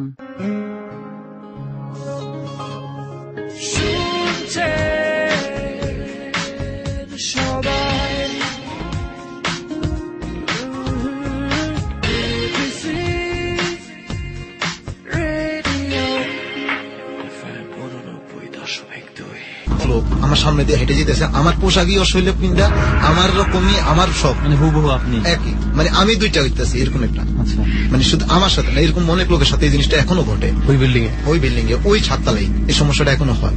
এইরকম যখন আমার পরে যখন আরো দুই একটা এরকম ঘটতেছে, যে তখন ওই মার্কেট থেকে আমরা কি করি, কিছু টাকা কালেকশন করি, যে একটা ভালো একটা ফকির আনুন, জিনিসটা সমস্যা কি জানো, বা অনেকে সেন্স হারাই লাগছে, এরকম সমস্যা বোধ করছে, অনেকে ভয় পেয়ে বাইতে বলে গেছে আর ঢাকার এই জায়গার নাম নেই, এরকম অবস্থা হয়েছে। তো একজন ফকির আনি আমরা বিক্রমপুর থেকে, ওই লোক বলছে যে এই যে যাকে দেখছেন বা যে এই সমস্ত পেজগুলা করে, সে এই জায়গা থেকে কোনোদিনও যাবে না। মানে উনি কি বলেছে যে এটা কি এটা মারা জিজ্ঞাসাবাদ গেছে, করা হয়। ওই লোকটা কিনা? হ্যাঁ, বলছে যে আমরা যখন জিজ্ঞেসি যে এটা কে, কি জিন পরি বা অন্য কিছু, কয় না, যে লোক মার্ডার হয়েছে এই জায়গায় তার আত্মারা এখানে বাস করতেছে, আর আত্মার স্থান হয়ে গেছে এটা, যারা এইভাবে যে জায়গায় মার্ডার হবে সে এখানে থাকবে। আমাদের এটা ওই হুজুর বলতে। হুজুর বললো। তো এইখানে আপনি আর কোন ধরনের কিছু ফেস করছেন কিনা এই বিল্ডিং এ? না না, আমার সাথে আর কোনো পেশ হয় নাই, বাট আমার দেশের বাড়িতে, গ্রামের বাড়িতে যখন যাই তখন আমার সাথে এরকমই আরেকটা ঘটনা ঘটে। মানে আচ্ছা, কি ছিল? সেটা হলো, আমার বন্ধু অনেকজন নিয়ে যায় আমার এখান থেকে, আমার সাথে যায় ওরা, তো আমরা একটা প্ল্যান করি যে আজকে রাত্রে আমরা ডাব খাবো, নারিকেলের ডাব। কোথায় আপনার এটা কোথায়? এটা আমার দেশের বাড়িতে কুমিল্লাতে। আচ্ছা আচ্ছা, তা আমাদের বাড়ির পাশে যে ঝোপ, যেটা আমি বললাম, বাগানটা অনেক বড়, একটা বনের মতো ধরতে গেলে, ওইটার গভীরের ভিতরে একদম মাঝখান অবস্থায় গেলে অনেকগুলা নারিকেল গাছ আছে। তো আমরা সেখানে যাই 5 জন একসাথে, 5 জনে 5টা দা হাতে আছে, যেটা হইলো যে যারটা যে খাইব, কেউটা কেউ ভাগ নিব না, আপনারটা আপনি পায়রা খাবেন, আমারটা আমি পায়রা খাবো, যার যেটা, এরকম একটা প্ল্যান করি। পরে যার গাছের নারিকেল আমরা খাইতে গেছি, ওই টের পাইছে, টের পাই আমগরে ইচ্ছা মতো ধরে নিয়ে দিল। আচ্ছা, ধরে নিয়ে দিছে। পরে তখন রাতটা ছিল প্রায় 12টার মতো, রাত্র প্রায় 12টার মতো। আমি দৌড়ের মধ্যে, যে আমি এই রাস্তা যেটা আমার বাড়ির রাস্তা, ওইটা দেয়া না, যে আমি অন্য রাস্তায়, গভীর জঙ্গলের রাস্তায় দৌড়ানো শুরু করছি। দৌড় দিতে দিতে হঠাৎ করে আমি চিন্তা করলাম, দৌড়ন্ত অবস্থায় যে খাড়াই গেলাম, পুষ্কুনির একটা পার আছে, ভিতরে গভীর একটা পুষ্কুনি আছে, ওটা যায় আমি খাড়াই চিন্তা করি, আমি এই জায়গায় আইলাম কে, এই জায়গায় যাইলাম, মানে আমি নিজে হতমম্ব হয়ে গেলাম, আমি নিজে গাইছি আসলে আমি ফিরতে পারুম কিনা, বা এই জায়গাটা অনেক খারাপ, যেটা সবসময় ঘটে, অনেক কিছু ঘটে। তখন আমার হাতে ডাব আর দাওটা ছিল, ওইটি লয়ে আমি দৌড়াইছিলাম। আমি নারিকেলটা কাটতেছি খাওয়ানোর লেগা, তখন আমি দেখতেছি আমার ডাইনে বামে আগে পিছে চারিদিক কেউ হাঁটতেছে, 4-5 জন 6 জন এরকম মতো কেউ হাঁটতেছে, জঙ্গলের ভিতরে শুকনা পাতার মধ্যে পাড়া দিলে যেরকম একটা ছমছম আওয়াজ হয়, ঠিক ওইরকম সাউন্ডটা পাওয়ানোর পরে আমি ওইটা খাড়াইলাম, খাড়াই চারিদিক তাকাই, কিছুই দেখি না, আর শুধু শুনতেছি যে কেউ যেন আমার দিকে আসতেছে, খুব কাছাকাছি আসতেছে, এরকম হয়ে গেছে, খুব কাছাকাছি আসতেছে, এরকম আমার ভিতরে লাগতেছে, আর পুরা শরীর হিম হয়ে গেছে। পরে দেখতেছি আমার পিছে ডাইনে বামে 1 জোড়া করে চোখ লাল। তখন ওই চোখ গিলা দেখা, যে বেড়ালের চোখে রাইতে লাইট মারলে যেরকম করে লাল করে জ্বলে উঠে, হ্যাঁ ঠিক এরকম অন্ধকারের ভিতরে পরিষ্কার স্পষ্ট দেখতেছি, আমার খুব নিকটে কাছে। আমার একটা হিসাব, যে আমার একটা নিয়ম আছে, যে যদি এরকম কোন ঘটনায় কেউ যদি পেশ হয়, আমার যেটা জানা আছে যে আমি যে জায়গায় খাড়ানো আছি সেইখানে থেকে আমি 1 আঙ্গুলও লড়ুম না। আচ্ছা, লড়লে আমার বিপদ হবে, যারা আমার আশপাশ আমার ক্ষতি করার চেষ্টা যদি কেউ করে, এটা অবশ্যই হবে যদি আমি লড়ি। জায়গায় 2 পা একখানে আমি একদম তীর বরাবর খাড়াই দিছি। আস্তে আস্তে যখন আমার সামনে আসে দেখি আমার চারপাশে একদম কঙ্কাল, শরীরে কোনো কিছু নেই, একদম কঙ্কাল, যে পুরা কঙ্কাল, শুধু থাকার মধ্যে 2টা চোখ যেগুলা তখন জ্বলছে, যেগুলো আমি দেখছি, যে চোখ গিলা এগুলো এই কঙ্কালের চোখ গিরা তুইছে, জামু দৌড়ে কোনো ফাঁক নাই। তখন আমার একটা কথা মনে আসে, যে আমার আম্মু যেটা আমার বলছিল, যে সময় যদি দেখো আমরা যে জায়গায় থাকি এই জায়গাটা খুব খারাপ, যখন দেখবি বিপদে পড়ছস, খারাপ কোনো কিছু তোরে আটকাইছে, তখন বাধ্য হইয়া শয়তানের সাথে শয়তানি ধরনের কাম করতে, তাহলে তুই বাঁচতে পারবা না। তো কিরকম শয়তানের সাথে শয়তানি বলতে? এদের থেকে বাঁচতে হইলে এখন আমার ওই কাজটা করতে হবে, যেটা আমার জানা আছে, যে আমার পরনের কাপড় আমার মাথায় নিতে হবে। আচ্ছা, পরনের কাপড় মাথায় নিতে হবে, তার মানে পরনের কাপড় যদি আমি মাথায় নিই, তাহলে আমার পুরা নাপাক, শয়তানের একটা পজিশন। তখন এই কাজটা করলে ওরা বুঝবে যে ওইও আমাদের মতোই শয়তান। তখন আমি পরনের কাপড় খুলে আমি মাথায় বাঁধছি, বাইন্দা হাতে দা ছিল, দাদা হাতে উপর করে তুলে ইচ্ছা মতো দৌড়ানো শুরু করলাম। এই দৌড়ের মধ্যে কত গাছের সাথে বাড়ি খেলাম, দেখলাম আমার সামনে বিশাল বড় হা কইরা সাপ খারে। যখন আমি সামনে যাই ওটা থাকে না, দেখি যে একটা খেক শিয়াল আমার সামনে অনেক বড় উঁচা হয়ে খারাইলো। যখন সামনে যায় থাকে না, আমি কিন্তু দৌড়ের মধ্যে রয়েছি, মানে আমার দৌড়ান্ত অবস্থায় বাধা দিতে চাই, আমি খারাই, আর খারাইলে আমার বিপদে হালাই, এরকম একটা পজিশন হবে। এরকম করে আমি অনেক দৌড়ে পরে বাড়িতে উঠানের মধ্যে আমি পড়ে যাই, পড়া অবস্থা আমি আবার ওই আগের মতোই অজ্ঞান হয়ে যাই। তারপর যারা ছিল বাড়ির লোক যারা ছিল তারা আমার ঘরে নিয়ে আমার সারা রাত আমি অজ্ঞান ছিলাম। এরপর আমার প্রায় 7-8 দিন জ্বর থাকে। এই ঘটনা হওয়ার পরে সকালবেলা সবাই আমার থেকে জানে যে কি সমস্যা হয়েছিল, কুত্তি গাইলি তোর এই অবস্থা ছিল কে। তো পরে পার্শ্ববর্তী গ্রামের একজন লোক আমার দেখতে আইছিল, আর ওই এই সমস্ত জিনিস বিশ্বাস করতে কম। তখন আমারে কয়, আচ্ছা তুমি যে এই সমস্যায় পড়ছো, তুমি যে এগুলা দেখছো, তার কোনো ডকুমেন্টস আছে তোমার কাছে? আমি আছে। আমি আইসেন, আপনি দেখতে হইব না, আপনি বিশ্বাস করতে হইব না। তারপরে রাত্রে বেলায় ওই লোক আসে আমার কাছে, আইসা ওরে আমার বাড়ির যে সামনে, আমি আগে থেকে কই যে আমার বাড়ির যে চারপাশ, আমার বাড়ির চারপাশে 4টা রাস্তা, আর 4 রাস্তার মোড় হলো আমার বাড়ির সামনে। ওই জায়গায় একরকম সমাবেশ বসে।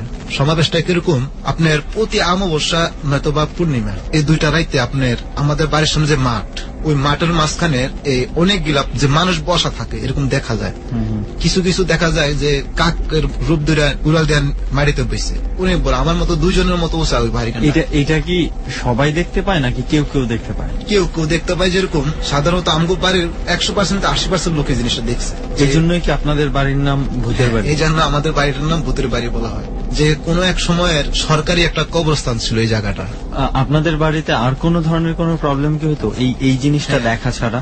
হ্যাঁ, এরকম আছে যে প্রতি রাত্রে যে কোনো সময় আপনার সাধারণত 1টা থেকে ফজরের নামাজের আধা ঘন্টা কিংবা 1 ঘন্টা আগ পর্যন্ত 3 ধরনের জিনিস আপনি প্রতিদিন দেখতে পারবেন যদি আপনি দেখতে চান। সেটা হলো, একটা হলো ঘোড়া, আর 2টা হলো গরু, আর একটা হলো একটা মানুষ, সে একটা হুজুর, আর হাতে একটা হ্যারিকেন থাকে, আর এক হাতে একটা তবজি থাকে। তো ওই লোকটার আপনি শুধু এইটুকুই দেখবেন যে আমাদের বাড়ির উপরের রাস্তা যেটা, এটা দিয়ে আসে, আমাদের বাড়ির পিছনে কিন্তু বিল, ওই যে ভূতের যে সাইডটা যেটা বলছি, যে জায়গা আমি কঙ্কালে ধরে রেখেছি, ওই জায়গা থেকে ওই লোকটা আসে, এসে আমাদের বাড়ির উপরে রাস্তা দিয়ে আমাদের বাড়ির সামনে রাস্তার পাশে মসজিদ আছে, ওই জায়গায় যায়।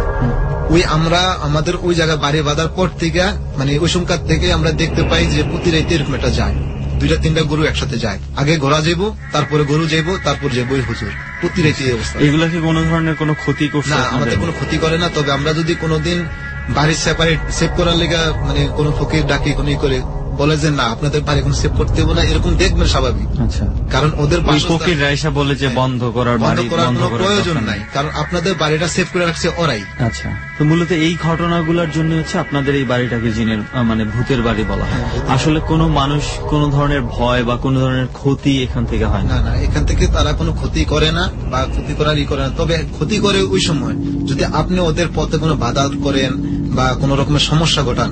আচ্ছা আচ্ছা, চলার পথে ওদের চলাচলের রাস্তার মধ্যে কোনো ঝামেলা তৈরি করলো এরকম কিছু। আর যদি আপনি কোনোদিন দেখা গেছে আপনি নিজের কোনো কারণে কোনো দরকারে আপনি ওই পথ দিয়ে যাইতেছেন বা ওইও আসতেছে, ঠিক আছে, তখন ওই দিন কিছু করবো না, আপনাকে কোনো ক্ষতি করবো না প্রথমত। তবে আপনাকে হয়তো স্বপ্নে নয়তো বা কোনো এক পথ দিয়ে আপনাকে বুঝাই দিব যে এই টাইমে এই জায়গা দিয়ে চলাচল করো না। আসলে রেহান, এই জিনিসগুলো আমরা যতটুকু ঘুরলাম সব জায়গায় বা অনেকের সাথে আমাদের গল্প হলো, সবাই কিন্তু এই জিনিসটা বলছে যে এই জিন বা আমরা যেটাই বলি যে ওদের একটা নির্দিষ্ট রুটের মধ্যে ওরা একটা সময় নির্দিষ্ট সময় চলাচল করে। আর একটা জিনিস আমি যেটা সবসময় শুনে আসছি সেটা হচ্ছে যে মানে এই যে আমাদের যে রাতের ঘুমের প্যাটার্নটা সব জায়গায় কিন্তু লেখা আছে যে রাত্রের বেলা মানব জাতি ঘুমাবে, একমাত্র সাধু সন্ত যারা আছে তারা হচ্ছে এই টাইমটাতে সাধনা করে বা এই টাইমটাতে তাদের ধ্যানটা করে, এই ধরনের কিছু ব্যাপার আছে। তাদের ব্যাপারটা আধ্যাত্মিক বা সুপারন্যাচারাল বা প্যারানর্মাল যাই বলি না কেন। সো এইটা আমার মনে হয় যে যখনই আমরা রাত্রে বেলা কোন রকম কোন এক্সপ্লোরেশনে বাইর হই সেটা কিন্তু অন্য কারো টাইমকে ইন্টারফেয়ার করে। রাইট, দিনের বেলা কিন্তু আমরা এই ধরনের জিনিসগুলো সচরাচর দেখি না, কারণ তারা আমাদের টাইমে ইন্টারফেয়ার করে না। এইসব জিনিসগুলো একটা নির্দিষ্ট রূপ ধরেই থাকে, পুরো জায়গা বিস্তৃত থাকে না এত মানুষের মতো। এবং এখানে সামনে পড়লে আমরা আরো অনেক ঘটনা শুনছি। আমাদের কিছু মানে আমরা যেটা আমি আর রেহান প্রেজেন্ট করে মানুষকে ইচ্ছা করে কৃতভাবে ভয় দেখায়, জাস্ট দূরে সরে দেওয়া, তুমি কেন আসলে এই পথে এখন হঠাৎ, এটাই কোনো না কোনো ভাবে দূরে রাখার চেষ্টা করে, এটা একটা মেসেজ ওরা দেয়।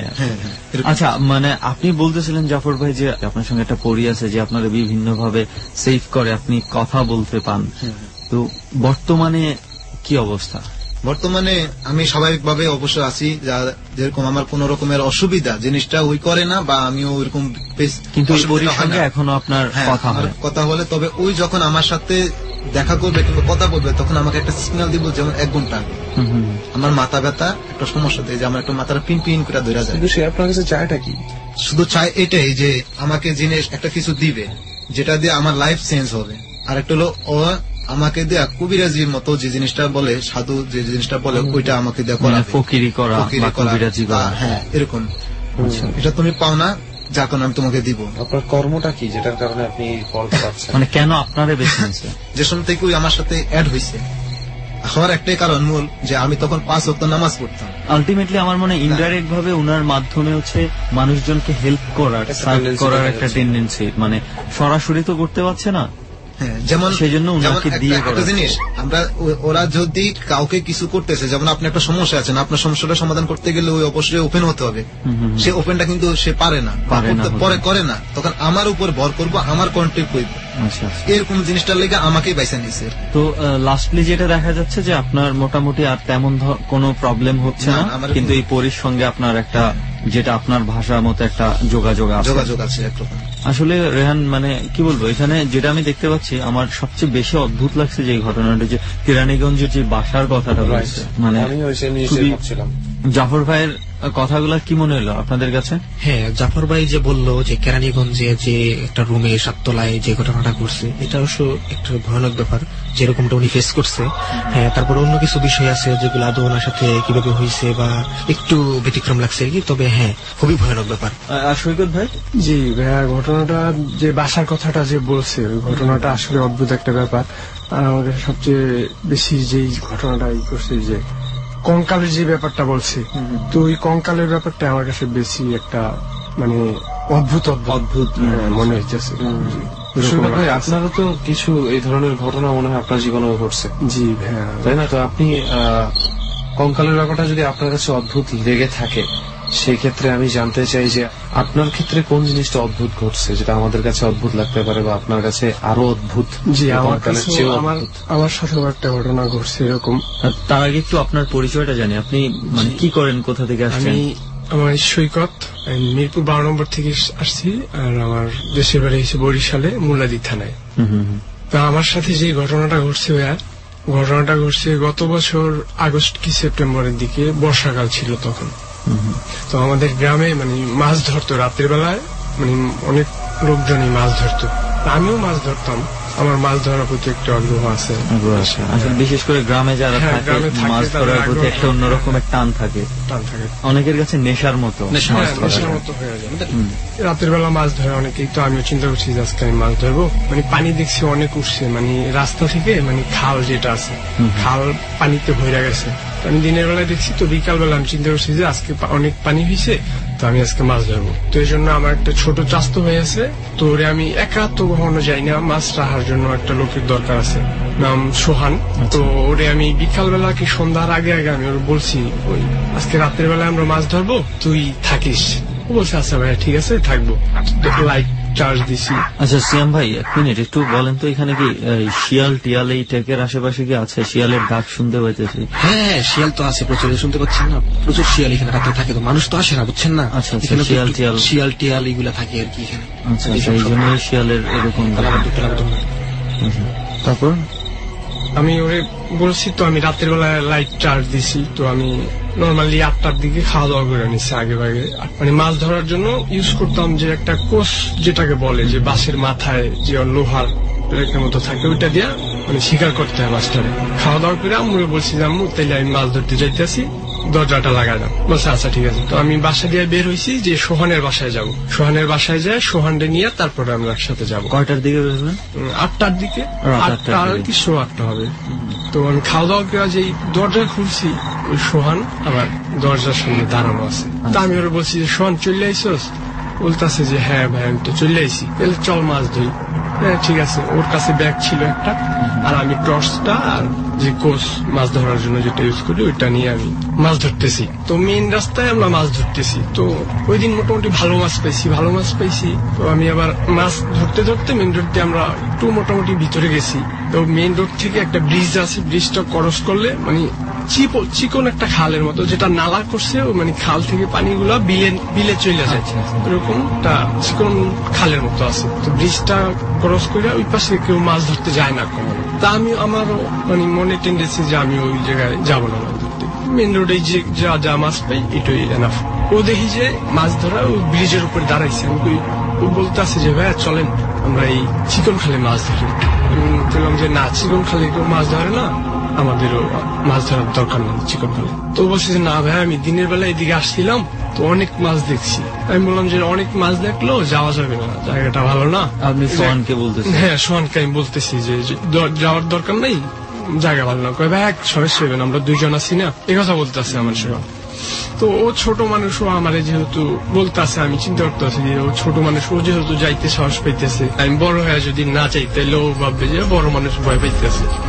তাই আমি বলছি আচ্ছা চল ঠিক আছে যাই। তো চিকন খালে যাওয়ার পরে মানে আমি 2 মিনিটের মাথায় বড় 2টা মাছ পাই, শোল মাছ যেটা বলে, মানে 5 ফিট ডিস্টেন্সের ভিতরে আমি 2টা মাছ পাই, বড় শোল মাছ। তো আমি বললাম তো আসলেই তো মাছ আছে অনেক, তাহলে ধরি আমরা মাছ। মানে ভয়। তো মাছ ধরতে ধরতে আগাইতে যাইতেছি। তো কিছু দূর যাওয়ার পরে মানে ওই পাশে যাওয়ার পর যে বড় 2টা শোল মাছ মারছি, তারপরে আমি মানে মাছ দেখি কিছুক্ষণ পরে পরে যে লাইট মাইরা মাছ দেখি যে কট্টু মাছ হয়েছে। মাছ দেখতেছি, ওইটা আমার মনে হইতেছে যে মাছ মনে হয় কম, আমি যে কটা মাছ মারছি তার থেকে মনে হয় মাছ কিছুটা কম। আচ্ছা আচ্ছা, আপনার দেশে আরো বেশি মাছ, আরো বেশি মাছ হওয়ার কথা, যে আমি অনেকগুলো মাছ মারছি ওই দিন। আমি বলতেছি শোন, মাছ কি ফালাই দিছস না পড়ে গেছে, মাছ তো কম। না ভাই কিসে ফালাই দিছি, যে কটা মারছি কয়টা আছে। আমি বললাম যে আচ্ছা ঠিক আছে চল। মারতে মারতে আমরা সামনে গেছি, ওই চিকন খাল দিয়ে মানে কিছু দূর হাঁটলেই মানে বিলে নামে গেছে ওই রাস্তাটা, ওই জায়গায় কোনো বাড়ি ঘর কিছু নেই। তো বিলে নামে গেছে, তো আমরা মাছ ধরতে ধরতে হাঁটতে হাঁটতে আগাইছি। বিলের যে কাছাকাছি আসছি তখন ভাই হঠাৎ লাইটটা ওর পায়ে পড়ছে, মানে এর আগে কখন, হ্যাঁ সোহানের পায়ে পড়ছে। লাইটটা তো আপনার? হ্যাঁ, লাইটটা আমার কাছে ছিল, যেটা দিয়ে মাছ শিকার করতেছি ওইটা আমার হাতে ছিল, ব্যাগটা সোহানের কাছে ছিল। মানে সোহানের মাছগুলা হাত দিয়ে ছুটাইয়া ব্যাগের ভিতরে রাখতেছে। তখন আমার লাইটটা ওর পায়ে পড়ছে, ওর পায়ে, হ্যাঁ সোহানের পায়ে মানে টর্চের আলোটা পড়ছে। আমি যে জিনিসটা দেখতে পাইছি যে ওর পাটা উল্টা দিকে, কে বলতে পায়ের গোড়ালিটা সামনের দিকে আর পায়ের পাতাটা পিছন দিকে। এটা আসলে একটা কমন সিনারিও, এটা অনেক অনেক অনেক পুরনো একটা মিথ। পাটা মানে পায়ের পাতাটা পিছনে আর গোড়ালিটা সামনের দিকে। এই জিনিসটা দেখার পর আমি তো চিন্তা করতেছি যে সোহানের পা তো এরকম না, আমি তো সোহানের ছোটবেলা থেকে চিনি, আমার আপন চাচতো ভাই, সবসময় একসাথে থাকতাম, মানে ভালো একটা সম্পর্ক, ভালো একটা রিলেশন ছিল ওর সাথে। ছোট যেহেতু, এবার ক্লাস 6-এ পড়ে, এটা হচ্ছে গত বছরের কাহিনী, বর্ষার সময়। তো পার দিকে লাইট মারার পরে মানে আমি এত ভয় পাইছি যে এটা তো সোহানের পা না। মানে তখন আমি যে ফেজের দিকে আরেকবার তাকাইব, ওই ধরনের সাহস আমার হইতে আসে না, মানে শরীর পুরো সম্পূর্ণ ভার হয়ে গেছে এটা দেখার পরে। মানে তারপরও আমি অনেক চেষ্টা করে ওর ফেজের দিকে তাকাইছি, মানে আস্তে আস্তে তাকাইছি লাইটটা, মানে আমি ওইটা দেখার পরে লাইটটা সরাই ফেলাইছি পা থেকে, ও খেয়াল না করতে পারে। লাইটটা মানে অন্যদিকে মারছি, মাইরা ভাইয়া যেই ওর ফেজের দিকে আমি তাকাইছি, তখন ভাইয়া দেখলাম যে একটা মাছ ওর মুখের ভিতরে, অর্ধেকটা মুখের ভিতরে, মানে মাথার ধারটা মুখের ভিতরে, আর যে লেজের যে ধারটা আছে পিছন সাইডটা ওইটা বাহিরে, মানে মাছটা নড়াচড়া করতে আছে, জেতা মাছ ওইটা ওর ভিতরে, মানে ওইটা খাইতেছে। আর মানে ওইটা ফার্স্টে আমি দেখছি, মানে আমি আস্তে আস্তে ওর বডির নিচ থেকে আমি উপরে উঠতে আসি, মানে একবারে আমি তাকাইনি, যেভাবে ওর চোখের দিকে তাকাইছি। এতক্ষণ আমার সাথে যেই এটা হয়েছে, মানে ওর সাথে আমার সাথে যেই তাকাইছি, হ্যাঁ নর্মাল একটা মানে কন্টাক্ট হয়েছে, আই কন্টাক্ট হয়েছে। তো ওই টাইমে মানে ওই কন্টাক্টটা ছিল একবারে মানে ভয়ঙ্কর একটা কন্টাক্ট, যা আমি কখনো আমার লাইফে ওইরকম কারো মানে তাকানিতেই দেখিনি। চোখ দুটো কি অস্বাভাবিক ছিল? স্বাভাবিক না তো ভাই, অবশ্যই স্বাভাবিক না, অস্বাভাবিক ভাবে তাকায় আছে, মানে একবারে চাহনিতেই কলিজা শুকায় যাওয়ার মতো। হ্যাঁ হ্যাঁ হ্যাঁ, চাহনিতে কলিজাটা শুকায়, মানে এইভাবে তাকায়। তখন তো আমি ভাইয়া ওর চোখ থেকে আবার আমি আমার চোখটা নামায় ফেলাইছি। আমি চিন্তা করতেছি যে এটা তো সোহান না, আর মাছ তো এটা তো ইম্পসিবল, কখনো হইতে পারে না। তো আমি ওই মাছের ওইটা ফালাই দেওয়ার কোষটা ফালাই দিয়া, তো আমি মানে শুধু লাইটটা হাতে জ্বলন্ত অবস্থায় তো আমি দৌড় দিছি। তো যে ব্রিজটা ক্রস করে মানে ওই রোডে ঢুকতে হয়, চিকন খালের যে রোডটা আছে ওইটা ঢুকতে হয়। তো আমি ব্রিজের কাছাকাছি আসছি পর, মানে বর্ষার সময় তো হয়তো পিছল টিছল ছিল অথবা কিছুতে মানে পা বাইয়া আমি ওই জায়গায় পয়রা যাই। তো পয়রা যাওয়ার পর আমি ওই জায়গায় আর কিছু মনে নেই, আমি ওই জায়গায় সেন্সলেস হয়ে যাই।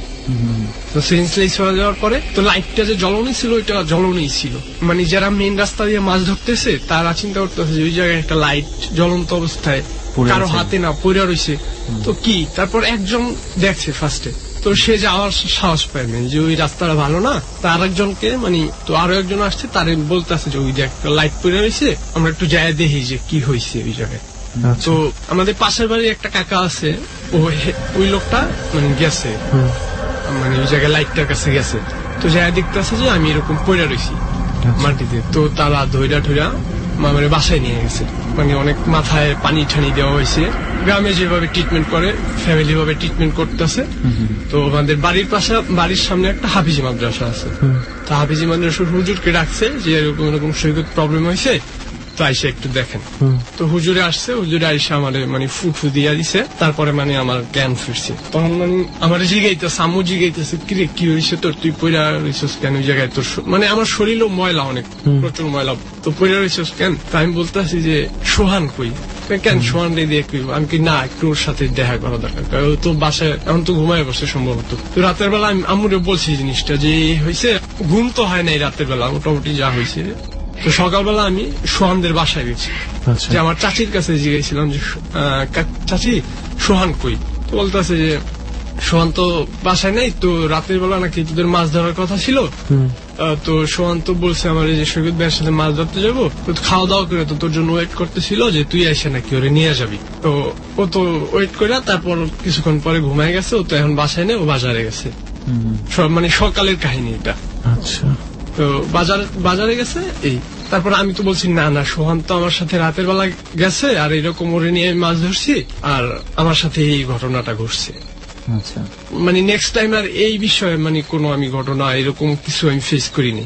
তো তারপরে মানে ওর চেহারাটা দেখলেই ওর চেহারাটা আমি যখনই দেখি তখনই মানে আমার ওই চেহারাটা আমার যখন দেখেন ওই টাইমে মানে যখন আমি ওর ফেজের দিকে তাকাইছি, যে পাটা উল্টা দেখা যায়, আমি ফেজের দিকে তাকাইছি, তখন যে চাহনিটা মানে থাকে ছিল, মানে আমার ওই চেহারাটা তখন মনে আসা যায় যে আরে আরে সোহানদের তো আমি এই জিনিসটা দেখছি।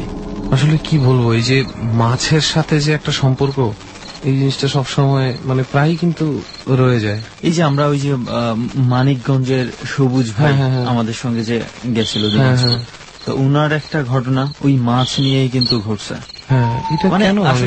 করতে পারি না, এটা কমন একটা সিনারিও হয়ে গেছে, মাছের সঙ্গে এটার একটা লিঙ্ক। এটা আমার মনে হয় কি জানিস, কিছু প্রফেশন আছে যেগুলো রাতের বেলা অ্যাক্টিভেট হয়। ফর এক্সাম্পল জেলেদের যে প্রফেশনটা, জেলেরা কিন্তু গভীর রাতে বা ভোরের দিকে 3টা, 3:30, 4টা এই সময়টায় মাছ ধরতে যায়, সমুদ্রে হোক আর নদীতে হোক। মাছের মনে বায়োলজিক্যাল কিছু বিষয় আছে যে রাতের বেলা কিছু মাছ আছে যে নিচের থেকে অনেক উপরে উঠে আসে খাবারের জন্য বা অন্যান্য বিভিন্ন বায়োলজিক্যাল কারণে কিছু কিছু প্রজাতির মাছ পাওয়া যায়। আচ্ছা, ওই কারণে এটার সাথে রিলেটেড খুব বেশি হয়ে গেছে। আর কি কোন ধরনের কোনো কিছু সাথে আপনার ইয়ে হয়েছে? আমি যে বাসায় থাকি মানে ব্যাচেলার থাকি, ওই বাসার একটা ভাই আছে, বড় ভাই আছে, তার ছোট মামার সাথে একটা ঘটনা ঘটছে, যেটা আমাকে মানে আপনি শুনেছেন? হ্যাঁ, আমি তার মুখ থেকে শুনেছি। কিরকম ঘটনাটা? আমরা একটু আপনার মুখ থেকে শুনি ঘটনাটা। আমার যে ভাইটার নাম হয়েছে তৈমুর ভাই। আচ্ছা, তৈমুর তার আম্মুর কাছ থেকে সে শুনছে। তো ঘটনাটা হয়েছে 2000 একটু আগের ঘটনা। তো তার মামা মানে বাজারে দোকান ছিল, তাদের বাড়ি হয়েছে যে সৈরাতপুরে গোসাইরহাট থানা একটা জায়গা আছে। তো এই গোসাইরহাট বাজারে কাপড়ের দোকান ছিল। তো ঈদের আগে বলতে চান রাতের দিন অনেক রাতের বেলা তারা বেচা কিনা করছে, 1টা-2টা পর্যন্ত বেচা কিনা করছে। তো হিসাব ক্লোজ করে বাসায় আসতে আসতে মানে 2টা-2:30টার মতো বাজে গেছে। তো বাসায় আসছে, আইসা একটু রেস্ট নিচ্ছে, তারপর খাওয়া দাওয়া করছে। তার একটু মানে স্মোক করার অভ্যাস ছিল, তো বাসায় কখনো করতো না, কারণ তার 2টা ছেলে আছে, বড় বড় 2টা ছেলে, তো বাইরে এসে স্মোক করতো।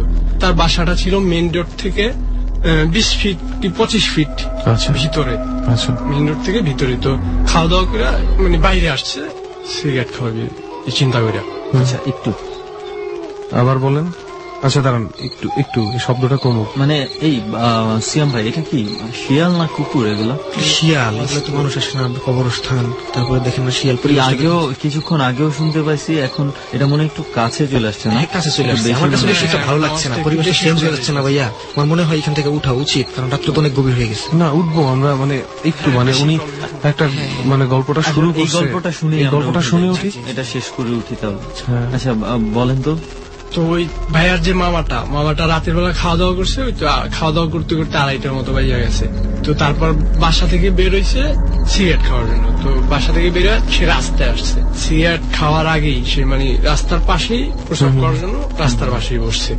তো প্রসাব করা যে শেষ হয়েছে, রাস্তায় কেউ নাই, একেবারে খালি। তো হালকা জ্যোৎস্না ছিল, সম্পূর্ণ জ্যোৎস্না ছিল না, হালকা জ্যোৎস্না দেখা যাইতো। তো মানে চাঁদ রাতে তো মানে ইয়ে থাকবে না, স্বাভাবিক পুরো জ্যোৎস্না থাকবে, ফেসটা বোঝা যায় না। যে মানুষ যদি থাকে তাহলে তার আকৃতিটা বোঝা যায় যে একটা মানুষ আছে, ফেসটা বোঝা যায় না। তো প্রসাব করে উঠছে, উঠা সে পিছনে ঘুরছে, দেখতেছে যে তার মানে এই রাস্তার উপরেই তার মানে 15 থেকে 20 ফিট মানে পিছনে একটা মানে খাটিয়ে আছে না, যেটা দিয়ে লাশ নেওয়া হয়। তো ওই খাটিয়ে করে মানে একটা খাটিয়ে করে রাখা, মানে 4 জন লোক খাটিয়াটা নিয়ে আসছে ওই জায়গায়। তো একজন লোক পিছনের দিকে চলে যেতে আছে গা। তো চিন্তা করতেছে আমার বাড়ির সামনে এত রাতে, তা আবার ঈদের আগের দিন রাতের বেলা, তো কারা? তো সে বলতেছে যে মানে একটু কাছে গেছে, যে বলতেছে যে কারা আপনারা, এইভাবে কই যাইতেছে? তো বলতেছে যে আমরা তো ঢাকায় যাবো লাশটা নিয়ে। তো আমাদের সামনে যে বাজার আছে গোসাইহাট বাজার, তো গোসাইহাট তার বাসা থেকে গোসাইহাট বাজারে যাইতে হাইটে যাইতে আপনার 15 মিনিট টাইম লাগবে। তো ওই বলতেছে যে আমরা তো ওই বাজারে যাবো, বাজারে আমাদের রাখা গাড়ি আছে, তো ওই গাড়িতে করে আমরা মানে লাশটা নিয়ে ঢাকায় যাবো। তো চিনে না, সে লোকগুলারে চিনে না, যে আমরা আমাকে চিনবেন না, আমরা দূর থেকে আসছি। তার মানে সাধারণ সেন্সটা ছিল না যে এত রাতের বেলায় 4 জন লোক, মানে 4 জন লোক, একজন লোক তো চলে গেছে অলরেডি, পিছন দিকে চলে গেছে, কিছু না বললে চলে গেছে, মানে সে দেখতেছে যেটা পিছন দিকে চলে গেছে। তো আর মাথায় আর এই জিনিসটা কাজ করে নাই যে রাতের বেলা 3টা লোক একটা লাশ নিয়ে যাইতে আছে, একটা গ্রুপ থাকলে এটা অস্বাভাবিক একটা ব্যাপার, এটা তার কাছে মনে হয় না। স্বাভাবিক ভাবেই সে নিছে যে আমার বাসার সামনে। তো ওই লোকটা বলতেছে যে আমাদের তো প্রবলেম, আমরা তো 3 জন লোক, আরেকজন লোক তো কাজের পিছনে চলে গেছে, তো আপনি যদি আমাদেরকে একটু হেল্প করতেন, তো আমাদের যদি বাজার পর্যন্ত নিয়ে, লোকটা যেহেতু ধার্মিক টাইপের ছিল, তো সে বাজার পর্যন্ত নিয়ে যাওয়ার জন্য রাজি হয়েছে, যে 10 মিনিটের ব্যাপার। তো আমি তো ওই বাজারে আমার দোকান আছে, এই জায়গা দিয়ে চলাফেরা অল টাইম করি, হ্যাঁ দিয়ে আসি।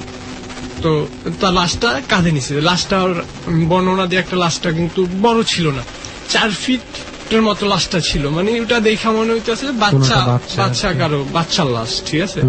তো ওইটা সে নিছে, কাঁধে নিয়ে হাঁটতেছে। তো যেটা স্বাভাবিক ব্যাপার যে সে তাদেরকে হেল্প করতেছে, মামাটা যেহেতু ওই লোকদেরকে হেল্প করতেছে, তাদেরকে কথা জিজ্ঞাসা করবে যে কি নাম আপনার, কি বাসা কোথায়, এই ধরনের কোনো কথা বলতেছে না। তো ওই 3 জন যে লোক ছিল তাদের কাছে কোনো লাইট ছিল না, মানে আলো কিছু ছিল না, তারা মানে অন্ধকারে ওই হালকা জ্যোৎস্নায় তারা যাইতেছে। তো ওই যেহেতু বাসা থেকে বের হয়েছে, ও কোনো লাইট ঠাইট নিয়ে বের হয় নাই, যেহেতু জ্যোৎস্না বাসার সামনে দাঁড়ানো, তো যাইতেছে, কোনো লাইট ছিল না। আর মামা তাদের কাছে অনেক কথা জিজ্ঞায় যে কিভাবে মরছে বা কোথায় নিয়ে যাইতেছে, এই ধরনের কথা জিজ্ঞাসা করতেছে, কিন্তু তারা কোনো অ্যান্সার করতেছে না, কেউ কোনো রিপ্লাই করতেছে না। তো যাইতেছে, ওই বাজারটা যেহেতু কাছাকাছি আছে, তখন কাছাকাছি বলতে আর 3-4 মিনিট লাগবে, যে বাজারটা গেলে বাজার একটা লাইট আছে, দোকানের সামনে লাইট ঝুলানো জ্বলতেছে, চিন্তা করতেছে যে লাইটের কাছে গেলে আমি তাদের ফেসটা দেখতে পারবো যে কারা, চিনি কিনা। তো যে ওই লাইটের সামনে দিয়ে তখন কিন্তু তারা বাজার ক্রস করে অলরেডি চলে গেছে, কিন্তু তখন তার মাথায় কাজ করে নাই যে লাইটের আলোতে আসছি, তাদের চেহারাটা আমি দেখি। মানে সাধারণত কি একটা ওয়েটের জিনিস কাঁধে নিলে যেহেতু নিচের দিকেই তাকায়, দিকে যাইতে হয়, আশেপাশে তাকানোর কোনো থাকে না।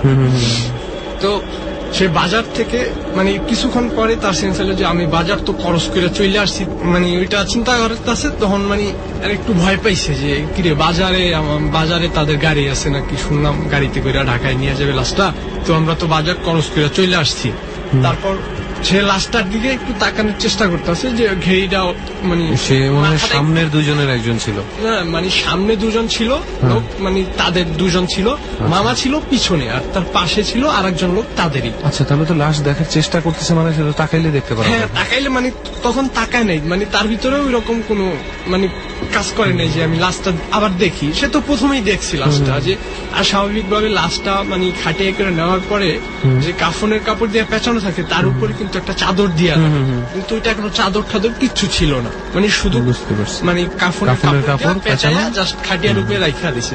তো যখন লাশটার দিকে তাকাইছে দেখতে পাইতেছে যে মানে মানুষের শ্যাডো, যে অনেকগুলো ধোয়া যদি একটা মানুষের আকৃতি ধারণ করে তখন যেরকম মানে মনে হইবে ওই রকম একটা কিছু লাশটার উপরে বসা। লাশটা সে তখন যেরকম দেখছে মানে 4 ফিট কি একটু বেশি, এখন লাশটা মানে আর ছোট হয়ে গেছে, মানে সে মানে আর দেখতে পাইতেছে যে হাত সম্পূর্ণ ক্লিয়ার বুঝতে পারতেছে, কিন্তু ওটা মানুষ না, একটা শ্যাডো দেখতেছে যে হাত দিয়া সে লাশটার মানে কিছু একটা করতেছে, মানে লাশটার উপর থেকে কিছু উঠাইয়া মানে তার মুখের দিকে দিতেছে, কি দিতেছে এটা সে বুঝতে পারেনি।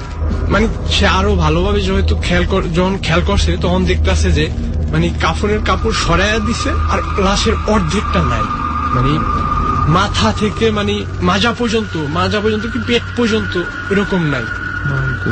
সেই কোথায় মানে লাশের কি সে মাথার দিক দিয়ে ধরেছিল? হ্যাঁ, মাথার দিক থেকে ধরছে, আস্তে আস্তে নিচ থেকে আসতেছে। না যে কাঁধে সে ধরছে পিছনের দিকে। তার পক্ষে তো দেখা অনেক ইজি। হ্যাঁ ইজি, কিন্তু সে তো অতটা মানে চিন্তা করে নাই, সে মাটির দিকে তাকে হাঁটাটাই মানে স্বাভাবিক, যে ভারী জিনিস নিলে কখনো ঘাড় এদিক ওদিক করাটা। ওই লাশের উপর থেকে যে মামাই যে দেখতে পাচ্ছে লাশের উপর থেকে কিছু খাইতেছে, মানে লাশটাই খাইতেছে, যেহেতু অর্ধেক অংশ ভ্যানিশ হয়ে গেছে আর অর্ধেকটা আছে। তো এটা দেখার পর সে মানে ওই জায়গায় মানে খাটিয়া ছাইরা দিছে না কি করছে তার আর কিচ্ছু মনে নেই। তো ওই জায়গায় মানে যেহেতু চানমাত্র ছিল দুইটার দিকে, তো যখন সে সারা রাত্র ওই জায়গায় নাকি ছিল, মানে ওই রাস্তায় ছিল। সকালবেলা একটা লোক মানে পাশের গ্রাম, যেহেতু সে বাজার খরচ করে চলে গেছে পাশের গ্রামে, তো পাশের গ্রামের লোক নামাজ পড়তে বেরোইছে সকালবেলা, ফজর নামাজ পড়তে যেহেতু বেরোইছে, তো এদের রাস্তা দিয়ে যাওয়ার সময় দেখতেছে যে একটা লোক খাটিয়াটা নাকি ওই রাস্তায় ছিল।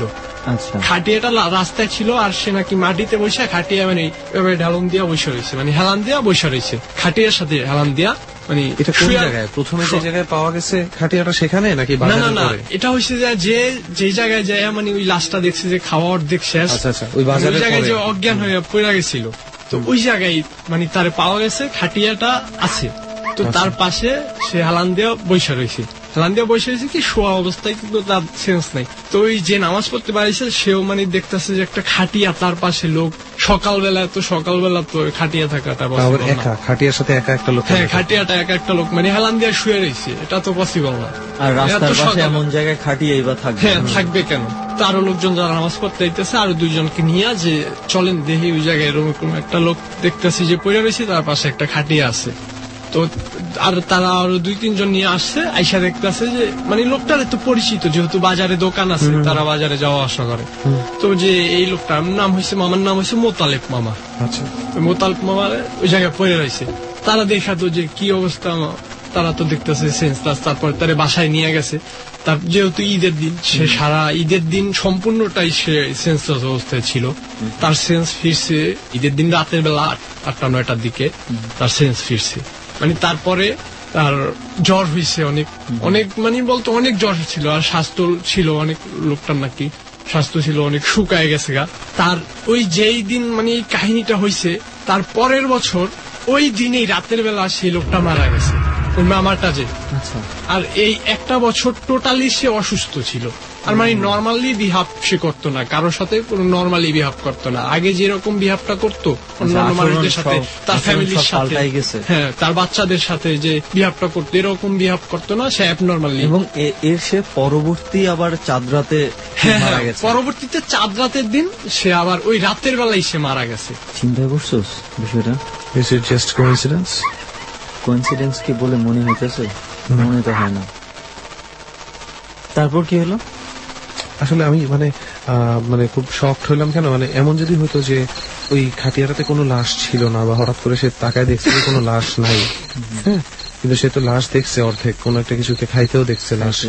তো এরকম যদি হতো যে সে হঠাৎ করে তাকায় দেখছে খাটিয়াটা খালি, তাহলে আমি বুঝতাম যে আগামী বছর যে সে এই সময় মারা যাবে, এটার একটা ইন্ডিকেশন ছিল এটা, যে এই খাটিয়াতে করে তোমার যাইতে হইতে পারে। আর একটা ব্যাপার হয়েছে কি, যে মানে একটা লাশ নেওয়ার সময় যে লাশ থেকে যে একটা গন্ধ, যে একটা আতরের গন্ধ, তারপর আগরবাতির যে একটা গন্ধ, তার মানে এই গন্ধটা পায়নি, সে নাকি একটা বিচ্ছিরি গন্ধ পাইছে। মানে বোঝাতে চাইছে লাশে সাধারণত আমরা যেভাবে লাশকে একটু ওই যে পপুলার যে একটা ঘ্রাণ থাকে ওই জিনিসটা নাই, কিন্তু কোইন্সিডেন্স আসলে আমি এই জন্য মানে আমার মনে হইতেছে না কোইন্সিডেন্স। তুই দেখ, ঠিক আছে এই ঘটনা ঘটার আজকে 1 মাস 2 মাস 3 মাস 6 মাস পরেও যদি সে মারা যেত তাও একটা বেশি, তাইলে কেন আবার ঠিক এর পরবর্তী 1 বছর পরে ওই রাতে চাঁদের রাতেই সে মারা? আমি জানি না এটা কোইন্সিডেন্স না, এগুলো আসলে কোইন্সিডেন্স বলা ঠিক হবে না। এগুলো আমরা যদি ঠিক মতন একটু রিসার্চ করতে পারি সুমন, তাহলে বুঝবি তুই অনেক কিছু ব্যাপার আছে। যেমন একটু আগে ওই ভাই যে গল্পগুলো করতেছিল, ঠিক আছে, তখন আমি দেখতেছিলাম বেশ কিছু সময়ের ব্যাপার, যে ঠিক রাত 1:30টার সময়, ঠিক সন্ধ্যার আগে আগে, ঠিক দুপুরের পর পর, হ্যাঁ, এরকম কিছু টাইমিং এর ব্যাপার আছে যে টাইমিং গুলোতে হয়। উনি আবার যখন খাটিয়াটা দেখছে ওইটাও একটা সার্টেন টাইমিং ছিল, খুব সম্ভবত রাত 1:30টার দিকেই বলতেছে, 1:30 2টার দিকে, 1:30 2টা 3:33, ঠিক আছে, ঠিক ভোরের আজানটা সূর্য যখন ঠিক মাথার উপরে থাকে 12টার সময়। এবং আমরা জাফর ভাইয়ের কাছ থেকে যেটা শুনলাম আমাদের বাড়ির এখানে নির্দিষ্ট সময়ে আসা যাওয়া, নির্দিষ্ট সময়ে একটা আসা যাওয়ার, এইসব সময়ের প্রহরের কিছু ব্যাপার আছে যে প্রহরগুলোতে যদি হ্যাঁ একটু মানে এই জন্য বেশি সাবধান। It is a fact. আমি তোর একটা মজার কথা বলি, যে মনে কর একটা জায়গা থেকে যাইতে আসতে তোর লাগে 2 ঘন্টা, হ্যাঁ, জ্যামের কারণে হোক যেই কারণেই হোক, বাট কিছু সিস্টেম আছে, কিছু ব্যাপার আছে, যদি তুই অনেক বড় সাধক লেভেলের কারোর সাথে কথা বলিস, তারা তোকে স্পেসিফিক একটা প্রহর বলে দিবে যে তুমি এই প্রহরে বাসা থেকে নামো, এবং আই টেল ইউ তুই 15 মিনিটসের মধ্যে যেখানে যেতে চাস সেখানে পৌঁছে যাবি। এবং এগুলো মাঝে মাঝে আমাদের ক্ষেত্রে মিলে। তুই দেখবি যে একজন অফিসে আসতেছে, তার 1.5 ঘন্টা লাগতেছে, তুই সামহাও 10 মিনিটে চলে আসছিস ওই একই পথ দিয়ে। কোনো একটা কারণে প্রত্যেকটা সিগন্যালই ছাড়া ছিল। আবার অনেক কিছু বিষয় আছে মানুষের, আমাদের স্বাভাবিক মানুষের হয়তোবা কিছু একটা কারণ তো অবশ্যই আছে। এবং ওই প্রহরগুলোতে স্পেশালি যদি তুই মানে কিছু যদি আসলেই দেখতে চাস, তাহলে অনেক সময় অনেক কিছু ফেস করতে হতে পারে, ইউ নেভার নো, হয়তোবা। তো আমার মনে হয় এবার নাজিম ভাইয়ের কাছ থেকে আমরা একটু শুনি। নাজিম ভাই, একটু আগে আপনার পরিচয়টা দেন, কই থাকেন না থাকেন একটু বইলা, তারপরে কিভাবে ঘটনার শুরু বা প্রথম কবে আপনার সাথে কোন ঘটনাটা ঘটছে, এভাবে যদি একটু আমাদের বলতেন। আমার নাম মোহাম্মদ নাজিম উদ্দিন, আমাদের বাড়ি মুন্সিগঞ্জ জেলার শ্রীনগর থানা মাসাখোলা গ্রাম। তো আমি মাদ্রাসার লাইফে অনেক বছর যাবত পড়ালেখা করছি। তো ওখানে অনেক ঘটনা হয়। তো আমাদের মাদ্রাসায় যেটা হয় যে পড়ালেখার পাশাপাশি কোনো একটা কাজ টাজ কিছু করতে চাচ্ছি, যে পড়ালেখা করবো পাশাপাশি কাজও করবো, কারণ এখন বয়স হয়েছে অনেক, তো দুটোই চালায় যেতে হবে। ক্লাস 5-এ সমাপনী পরীক্ষার টেস্ট দিছি। তো তারপর ওখান থেকে দোহার, আমাদের মুন্সিগঞ্জ থেকে দোহার আর কি থানা, ঢাকা জেলার মধ্যে পড়ছে। ওখানে দারুল উলুম কওমি মাদ্রাসা আছে একটা, তো ওখানে আর কি মামার মাধ্যমে যাই। মানে আপনি একাই? আমি আমাদের গ্রাম থেকে আমি একাই। আচ্ছা। তো ওখানে আমাদের গ্রামের মানে আমাদের বাড়ির পাশে এক ছেলে আর কি ছিল, নুয়ালম নাম, আমরা দুজনে আর কি পড়ালেখা করতাম। তো ওখান থেকে আর কি শুরু। তো কিছুদিন যাওয়ার পর থেকে, কিছুদিন মানে কতদিন? 1 সপ্তাহ হবে। 1 সপ্তাহ পর? যে 1 সপ্তাহ পরে দেখা যায় যে যখন নাকি রাত্রে শুই, তো শোয়ার পরে কে জানে টিনের মধ্যে আর কি, টিনের ছিল ঘরটা, তো টিনের মধ্যে কাঠি দিয়ে। মানে আগে একটু বলেন তো, পুরো মাদ্রাসাটা কি টিনের ছিল? হ্যাঁ, তখন আমি যখন ভর্তি হই 2009 সালে, তো তখন পুরো মাদ্রাসাটা টিনের ছিল, কিন্তু এখন দোতলা বিল্ডিং হয়েছে। আচ্ছা, তখন কতজন স্টুডেন্ট ছিল পুরো মাদ্রাসায়? থাইকা পড়তাম হেফজখানা মিলেয়া 42 জন। আচ্ছা। আর রাতের বেলা আপনি যেই কথা বলছেন যেখানে, তখন কয়জন ছিলেন ওই রুমে? আমরা যে ওখানে রুম ছিল দুটোর মধ্যে একটা হেফজখানা আলাদা বিভাগ, আর এক সাইডে থাকতাম আমরা, আর এক সাইডে আর কি পোলাপান থাকতো। তো ওখানে আমরা যেখানে থাকতাম ওখানে 14-15 জনের মতো, আর লগে একজন শিক্ষক থাকতো। তো রাত্রে যখন শুইতে যাইতাম 11টার দিকে, তো তখন টিনের মধ্যে যদি কাঠি দিয়ে যেমন বাচ্চা পোলাপান টান দেয় না ছোটবেলায়, তখন এরকম একটা স্যাঁচে শব্দ হইতো। তো প্রথম আর কি, তো খুব ভয় পাইতাম। তো ওই নুয়ালম মামুকুই আর কি, তো বলে যে এটা কোনো সমস্যা নেই, এটা আগে থাকতে হয় আর কি। এটা কি রাত্রের বেলা হইতো না দিনের বেলা? রাত্রের বেলা হতো। কয়টার দিকে? রাত্রে 11টার পর থেকে আর কি, যখন নাকি শুইতে আমার লাইট অফ তখন থেকেই। আবার মনে হতো যে কেউ বাড়ির মানে ঘরের সামনে যা দৌড়াদৌড়ি করতেছে, বাচ্চা বলা যেমন দৌড় দেয় একটা উঠানের মধ্যে, উঠান না তো মানে মাদ্রাসার সামনে আর কি, একটু চিকন রাস্তার মতো আর কি। তো ওখান দিয়ে মনে হইতেছে কেউ দৌড়াদৌড়ি করতেছে। আবার যেমন টিনের উপরে দাঁড়ায় যদি কেউ প্রসাব করে, পানি দিয়ে ফেলা যায়, কেউ শব্দ হয় না, তো পানিটা নিচে। আপনাদের কাছে কখনো মনে হয় না একটু বাইরে দেখি কে দৌড়ায় না দৌড়ায়? না, হুজুরের নিষেধ ছিল যে বাইরে হওয়া যাবে। ও আচ্ছা আচ্ছা, হুজুর আগে থেকে নিষেধ করেছে রাত্রে বাইরে হওয়া যাবে না, বাইরে হওয়া যাবে না। হুজুর কি এই ধরনের ঘটনা ঘটতে পারে এই ধরনের কিছু কি বলছিল, যে কেন বাইরে হওয়া যাবে না এই ধরনের কিছু বলছে? হুজুর বলছে যে ওই মাদ্রাসায় আর কি, বিশেষ করে মাদ্রাসায় আর কি সাধারণত দুষ্ট জিন বা দুষ্ট পরী থাকে, আর দুষ্ট জিন পরীদের কাজই হলো মানুষকে ভয় দেখানো। তো ওর জন্য হুজুরকে আগেই মানা করে দিছে যে মাদ্রাসায় তো সারাক্ষণ আপনারা মানে কোরআন শিক্ষা চলতেছে, ওইখানে সারাক্ষণ বিভিন্ন ধরনের চলতেছে, ধার্মিক ব্যাপার চলতেছে, তার মধ্যে দুষ্ট জিন দুষ্ট পরি বুঝলাম না। মাদ্রাসায় সাধারণত দুষ্ট পরি দুষ্ট জিন বেশি থাকে, আর বিশেষ করে শয়তান থাকে আর কি, যে ছাত্রদেরকে কিভাবে সরিয়ে নেওয়া দিনের পথে থেকে আর কি। তারপর কি হলো আমরা একটু ঘটনাটা শুনি। তো রাত্রে এরকম হইতো আর কি, তো রাত্রে আর কি সাধারণত বাইর হইতাম না। তো একদিন আর কি প্রায় 8-9 মাস পরে রাত্রে বাথরুমে ধরে আর কি, তখন একজন ছাত্র আর কি ডাক দিই, তো ভাই কই ভাই চল তো আমার একটু বাথরুমে পাইছে এলো। তো মাদ্রাসা থেকে মোটামুটি কিছুটা দূরে আর কি বাথরুম ছিল, এবং আশেপাশে খুব জঙ্গল টাইপের একটা, দিনের বেলা আর কি কিরকম একটা ভয় আর কি। মানে কি ওই জঙ্গল পার হয়ে বাথরুমে যাইতে হতো না, মানে যাওয়ার পথে দুটোর সাথে আর কি গাছ টাছ ছিল এরকম, মানে একটু গা ছমছমা অবস্থা, গা ছমছম অবস্থা রাত্রের বেলা। আর দিনের বেলাও সাধারণত দুপুর দিকে আর কি এটা গা ছমছমের ব্যাপার থাকে। আবার বাথরুমের পিছিয়ে আবার কিছু গাছ টাছ আছে, তুলা গাছ, এবং ওখানে কিছু কবর টবর দেওয়া আছে, মানে মুরব্বী আর কি বাড়ির পাশে আর কি কবর দিত। তো রাত্রবেলা যখন যাই, আবার তখন ছিল আমের সময় আর কি, আম পড়তো। তো রাত্রবেলা আমি আর আমার ওই ফ্রেন্ড যাই, আমি ওয়াশরুমে ঢুকি, তো ফ্রেন্ড পিছ থেকে আম পড়ার আগে শব্দ ধুপ করে, তো আমি ভাবি যে আম পড়ছে সম্ভবত পিছিয়ে দূরে গেছে আন্তরিকা। তো ওকে দেখি যে মানে শুনি আর কি যে শব্দটা, যদি দৌড় দিয়ে আর কি রুমের দিকে চলে আসে। তো আমি মনে করলাম যে আমার সম্ভবত ভয় দেখানোর জন্য এরকম একটা ব্যবস্থা করতেছে আর কি। তো আমি বাইরে রুমে যাই, রুমে যাওয়ার পরে দেখি যে সবাই জাগ না। তো দেখে আসলে আর আমি খুব ভয় পেয়ে যাই। একটু আগে দেখলাম সবাই শুয়ে রয়েছে, এখন সবাই জাগ না এত রাত্রে। তো তখন আর কেউ বলে যে আমি তো তোর সাথে গেছি, যাওয়ার পরে যখন আম পড়ছে পিছনে গেছি, যাওয়ার পরে দেখি যে ওখানে তুলা গাছ আছে আর কি, তুলা গাছের নিচে একটা মহিলা আর কি মানে গুজো হয়ে বসা, চুলগুলা সামনে দিয়া সাদা কাপড় পরা বসা রয়েছে আর কি। তো জিনিসটা খুব ভয়ানক, যদি এরকম আপনি যান। সে ওইখানে মানে আপনি যখন বাথরুমের ভিতরে আছেন তখন আপনি আম পড়ার শব্দ পাইছেন? জি জি, দুপ করে আর কি। এবং আম পড়ার শব্দ শুনে আপনি তারপরে দৌড়ার শব্দ পাইছেন? জি জি, আমার মনে হয়েছে যে আম নিয়ে আর কি ঘরে দৌড়াই গেল আর কি। আচ্ছা আচ্ছা, আপনার কাছে মনে হয়েছে সে আম নিয়ে দৌড় মেরে চলে গেছে? আচ্ছা আচ্ছা, এবার বুঝতে পারছি। তো তারপরে বলে যে ওরকম মাথা আর কি নিচা করা, চুলগুলো সামনে দেওয়া। মানে আপনার ওই ফ্রেন্ডটা বলছে? হ্যাঁ, ওই ফ্রেন্ডটা বলতেছে। তো বিষয়টা আসলে খুব ভয়ানক, এরকম যদি হঠাৎ করে কেউ দেখে একটা, তো ওর তো রুমে কাঁপতাছে, তো ওই চাঁদের আলোতে আর কি যা বোঝা যায়। আর তখন কারেন্টও ছিল, কিন্তু কারেন্টটা তো সাধারণত বনে গিয়ে পড়ে না। তো ওখান থেকে এখনো বলতেছে যে আমার জুতা ফালাই হয়েছি, ওখান থেকে আমার লাগলো, নাহলে তুই আমার জুতা এনে দিবি। তো আমি প্রথমে মনে করছি যে সম্ভবত আমার ভয় দেখাইতেছে এরকম একটা কিছু।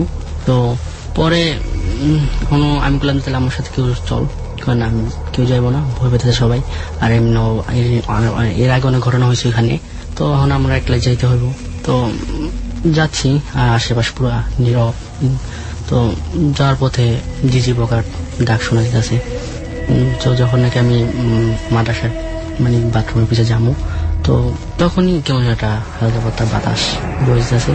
তো আমার কাছে মনে হয়েছিল যে আপনি কি একাই যাইতেছেন জুতা আনতে? হ্যাঁ, জুতা আনতে, কারণ আমি ওকে ডাক দিয়ে নিছি, আমরা একা যেতে হবো। আর আমি সবসময় একটা জিনিস চিন্তা করি যে আমি কারো ক্ষতি করবো না, কেউ আমার ক্ষতি করবো না। তো এটা বিশেষ করে আমাদের হুজুরদের একটা কথা আর কি, যে তুমি যদি কাউকে ক্ষতি না করো তাহলে তো তোমাকে কেউ ক্ষতি করবে না। তো এই সাহসটা নিয়ে আর কি, মনোবলটা নিয়ে আগাইতেছি। তো যাওয়ার পথে দেখি বাথরুমের পিছটা ঠান্ডা ঠান্ডা আর কি একটা বাতাস, তো একটা গা ঝমঝমা ব্যাপার। এমনি বাতাসের চেয়ে একটু বেশি ঠান্ডা মনে হয়েছে আপনার? হ্যাঁ হ্যাঁ হ্যাঁ, আর ছিলাম গেঞ্জি গায়ে। তো তারপরে পিছনে যাই, তো যাওয়ার পরে আমি আর জুতা বিশ্রায় পাই না। তো আমি মাথা একটা নিচা করে যাই, আমি সামনে গিয়েছি, আমি মাথা একটা পাওয়ার দিকে তাকাই, ভয়ের সামনে তাকাইতেছি না। তো আমি এক পর্যায়ে চিন্তা করলাম যে সামনে তাকাই দেখি কি হয় বা কি একটা আছে আর কি। তো যখন তাকাছি, তাকানোর পরে যে জিনিসটা দেখে আমি পুরো আতঙ্ক, যেটা দেখার লোক আমি প্রস্তুত ছিলাম না। তো দেখি যে ও ঠিক যেরকম বলছে ঠিক সেরকমই, ওরকম মাথা টাথা নিচে দেওয়া, পা দুটো আর কি খুঁজু করে বসা, শাড়ি পরা, রক্তের দাগ আছে হালকা পাতলা, গাছটা নিচে আর কিরকম খুঁজা করে বসে রয়েছে। তখনও বসে আছে? তখনও, মানে তখন থেকে আমি 1-1.5 মিনিট হইব গেছি আর কি। তো দেখি তখনও বসে আছে। তো বসে থাকার পরে আমি আর কি চিৎকার দিয়া রুমে দৌড় দিয়া পড়ে যাই। তো অনেকে দেখা যায় যে জ্ঞান হারায় ফেলে। তো তারপরে তখনই হুজুরকে ফোন দেওয়া হয়, হুজুরের বাড়ির কাছে ছিল। তো হুজুর আসা সুরা টুরা পরে ফু দেয় আমারে, আর ওরা দেয়। তো হুজুর তখন থেকে আর কি বলে যে রাত্রবেলা যখন কেউ বাইরে যাইবা 3-4 জন নিয়ে যাইবা। তো ওই ছিল একটা ঘটনা। এরপর আরো হয়, আরো ঘটনা আছে আর কি মাদ্রাসা নিয়ে।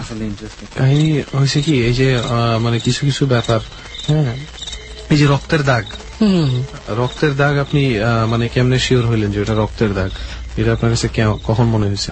যখন নাকি আমি তাকাই আর কি, যে আলোটা আছে আর কি চাঁদের, তো আলোতে আর কি সাদা জিনিসের মধ্যে যদি একটা দাগ থাকে, সাধারণত ফুটা থাকে বোঝা যায়। আর এত মানে আবার চারপাশের আলো আছে, তো মোটামুটি বোঝা যায় যে আবছা আলো যেটা বোঝা যায়, লালটা ফুটে বেশি। জিনিসটা আর কি খুব ভয়ানক যদি কারোর সাথে এরকম ঘটে। এরকম একটা জিনিস না যে অদ্ভুত টাইপের আর কি। আমার কাছে সবচেয়ে মানে হন্টেড লাগছে ঘটনাটা, সেটা হলো যে শুক্রবার রাত্রে আমরা সাধারণত শুক্রবার বন্ধ থাকে সবকিছু, তো আমরা সবাই হুজুর নাইকা মাদ্রাসায়, তো অনেক ফালাফালি করে আর কি। তো 10:30 দিকটা ভাত খাইছি, খাওয়ার পরে একটা ছাত্র আছে জহিরুল নাম, 7 বছর বয়স, খুব সুন্দর আর কি। তো ওর বাড়ি ফরিদপুর। তো ও রাত্রে ভাত খাওয়ার পর আমরা জানি যে ও রুমে আছে। তো পরবর্তীতে আমরা সবাই ঘুমানোর পরে ভোরবেলা হুজুর আসে, আজানের পরে আমাদের সবাইকে জাগানোর পরে বলে যে জহিরুল কই। তো আমরা সবাই অবাক হয়ে যাই, জহিরুল তো আমাদের সাথে ছিল, কিন্তু আমাদের মাথায় কারো এটা নায়িকা যে জহিরুল যে রুমে নায়িকা, আমরা সবাই ভাবছি যে জহিরুল সম্ভবত রুমে আছে। পিচ্ছি মানে 7 বছর বয়স, ছোট। কয় বছর বয়স? 7 বছর। 7 বছর বয়স। হ্যাঁ। আবার বাড়ি ফরিদপুর, দূর থেকে আসছে। সবাই আমরা মোটামুটি খুব আদর করতাম আর কি। তো ওই শুক্রবার রাত্রে খাওয়ার পরে ও গেছে আর কি বাইরে পানি খাওয়ার জন্য, ঘরে পানি ছিল না। তো মাঠের পাশে আর কি কল। তো রাত্রে সব পরে তোর বীজটা পাওয়া যায় না, ওই পাইনি আর কি। সকালবেলা আমরা সবাই খোঁজাখুঁজি করি। তো এক ছাত্র মাদ্রাসারই হাসখানার। তো মানে ফার্স্টে কখন টের পাইছেন যে ছেলেটা নাই? এটা হলো ফজরের টাইমে আর কি, নামাজের সময় যখন উঠে সবাই মানে হুজুরে নোটিস করছে, আমরা টের কেউ পাইনি। তো পরে তখনই আমরা কি খোঁজাখুঁজি করি, পাই না আর কি। আবার ওর আত্মীয় আছে বাসায় আশেপাশে, তোরা আমরা ওই সময় আর কি যাই, যে ওগুলা খোঁজা টোজা করি। তো নাই। নামাজ পড়ে যখন সবাই রুমে আসছি, আসার পরে দেখি যে এক ছাত্র আর কি ওরে ধরে নিয়ে আসছে, খুব ক্লান্ত শরীর। তো আনার পরে হুজুর দেখে ওরে কায়ান আঙ্গুল ধরছে, ধরা ছোড়া টোড়া পুরা ফুটো দিয়া। তো কয় যে রাত্রে কই গেছিলি? তো প্রথম আর কি বলতে চায় না, তো না বলতে চাওয়ার কারণে হুজুর আর জোরে আর কি চাপ দেয় ধরে কায়ান আঙ্গুল, আর ছোড়া টোড়া ফু দেয়। দেওয়ার পরে বলে যে হুজুর সাহেব বলতাছি যে রাত্রবেলা আমি যখন পানি খেতে যাই, যে একটা সাদা হাত, আপসা মানুষ আর কি, ওর হাত ধরে বাবাত। তো বাবার ধরে বলতেছে যে চল তুই আমার লগে যাবি। তো আমি আপনার চিনি, আপনার লগে যাম কেমন? তো ও বলে যে আমার কোনো ভয়টা ছিল না আর কি, আমি একটা অন্যরকম ফিলে ছিলাম। বললাম যে না আমি যাবো না। তো কয় তাহলে তুই যাবি না যখন, তাহলে চল আমার সাথে ঘুরবি, তোরে নিয়ে ঘুরি আজকে রাত। তো তখন অপরিচিত না পরিচিত? ও বলতেছে যে আমার কাছে মনে হচ্ছে যে তার সাথে আমার অনেক দিনের পরিচয়। মানে সে মনে করতেছে যে তার, হ্যাঁ। তো ও যেটা ফিল দিয়ে মানে যেটা বুঝাতে চেয়েছে যে অন্য একটা ফিল ছিল, মানে একটা ঘরের মধ্যে গেছে, বুঝছস? পরবর্তীতে ওর হাত ধরে বলে চল আমার সাথে ঘুরবি। তো বলে যে না আমি আপনাকে চিনি না, আপনার সাথে যাবো না।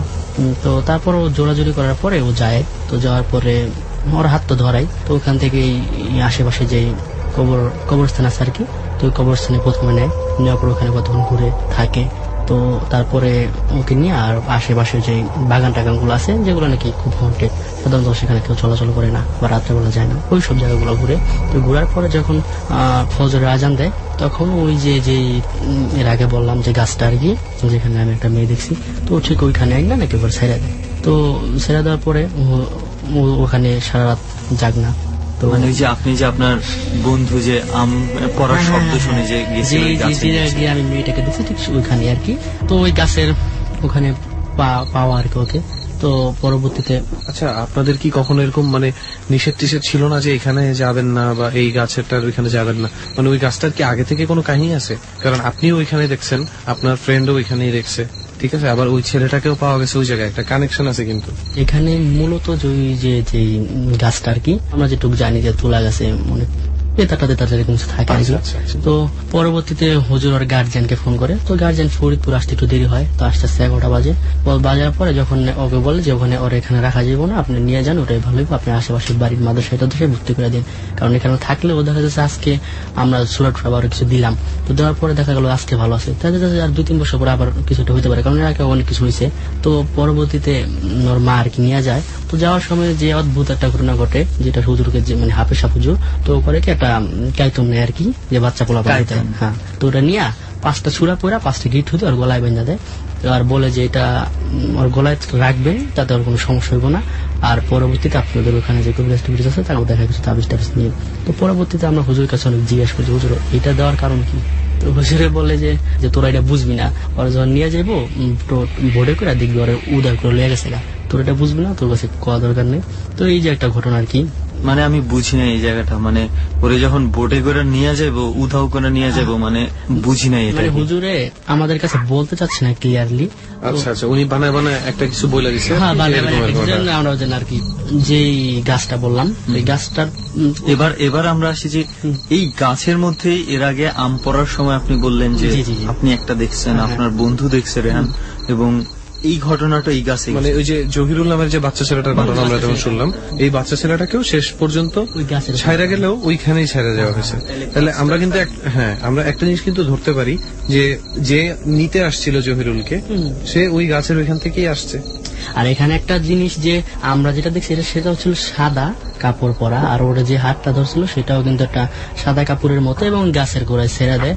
তো মূলত বলা যায় যে ওই গাছের ওখানে কবর আছে অনেকগুলো, তো জানি না হতে পারে অনেক আগে কেউ ফাঁসি টাসি দিচ্ছে বা কেউ নিজে ইচ্ছা করে মরছে ওই কবরটা। বাট আপনারা আসলে শিওর না?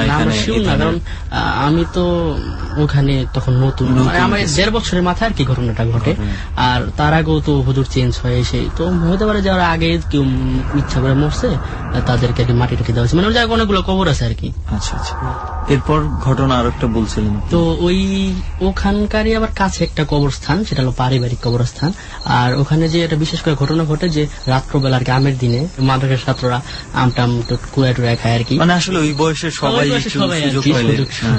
রাত্রবেলা যখন মানে যায় আম কুড়ানোর জন্য, যাওয়ার পরে দেখে যে ঢিলা পড়ে আর কি, ঢিলা আবার আগুনের গোলার মতো পরে, কিন্তু কারো ক্ষতি হয় না। কোথায় পড়বে? মানে ওই যে গাছটা আছে তুলা গাছ, তো তার সোজা সোজা আর কি দেখা যায়।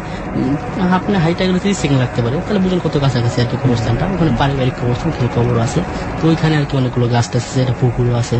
তো ওইখানে আর কি যে আম পুরানোর জন্য পুরাতন যখন যায়, যদি অনেকে যায় তখন ওটা না, যেমন 1 জন 2 জন এরকম গেলে হয় আর কি যে আগুনের গোলা অথবা অট্ট হাসি, মেয়েরা অট্ট হাসি দেয় যে ওরকম একটা হাসি, অথবা এই যে ইটা পর আগুনের মতো গোলার মতো এরকম হয়। তো এরকম অনেক ঘটনা আছে ওই জায়গায়। যেরকম পাশে থাকে যে মাদ্রাসার পাশে ঘর বাড়ি, তো এরকম ছেলে রাত্র 11টার দিকটা ঢাকার থেকে আসতেছে, তো আসার পর যখন কবরস্থানটা ক্রস করতে হয় তখন একটা অট্ট হাসি আসে, হাসির পরে সে খুব ভয় পেয়ে যায় এবং দূর দেয় বাসায় যায়, এরকম একটা আছে ঘটনা। আবার আছে যে দুপুরবেলা 1টা-1:30টার দিকে হইব একটা বাচ্চা আর কি, তো বাচ্চাটা যখন যায়, যাওয়ার পরে দেখা যায় যে বাচ্চাটা মানে ওখানে একটা ইয়েও আছে আর কি, দেওয়াল মাঝে সমান, ওই দেওয়াল ওভারটক করে ওই কবরস্থানে আর কি পুরা কাঁদতাছে এই বাচ্চাটা। হ্যাঁ, মানে বাচ্চাটা কোনোভাবে সম্ভব না, দেওয়ালটা না। বাচ্চাটার বয়স 5 বছরের মতো হইব আর কি। তো ওই 5 বছরের বাচ্চা ওইটা ক্রস করে, তা আবার কবরস্থানের মাঝখানে, এটা তো একটা অন্যরকম ব্যাপার। আর যে হাসিটা শোনা গেছিল ওটা তো নিশ্চয়ই বাচ্চার হাসি ছিল না? না, ওটা ছিল একটা বয়স্ক।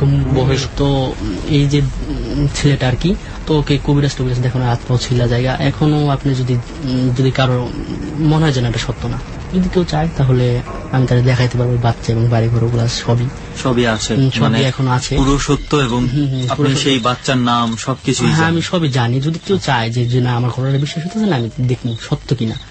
আসলে বিশ্বাস অবিশ্বাস সব আমরা বন্ধুদের উপরে ছেড়ে দিছি, কে বিশ্বাস করবে না করবে, জোর করে কাউকে বিশ্বাস করানো যাবে, জোর করানোর বিশ্বাস না।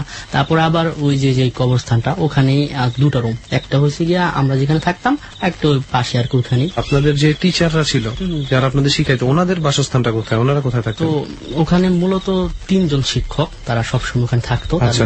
আর বাদ বাকি যারা ছিল তারা আর কি এলাকার হুজুর টুজুর, যারা সাইডে যার বাসায় বউটু আছে। আবার যে হুজুর রাজা থাকতো মানুষের যে 3 জন, তাদের আবার বউটু ছিল বাসায়, তো মাঝে মধ্যে তারা থাকতো না। এই একদিন হাফেজ সাহেব হুজুর রাত্রে বাইর হয়, উনি প্রসাদ করতে বসবো, তখন এই যে 2টা আগুনের গোলা, জিনিসটা খুব অদ্ভুত, 2টা আগুনের গোলা আর কি ওই যে কবরস্থানটা ওদিকে আর কি দৌড় দেওয়া যায়। তো হুজুর দেখে জিনিসটা। এটা কি আপনাদের মাদ্রাসায় ঘটনা? জি, মাদ্রাসায়।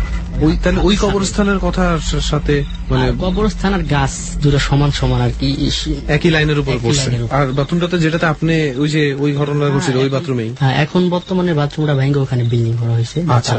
তো গাছটা চৌড়ি সব আগের মতো আছে।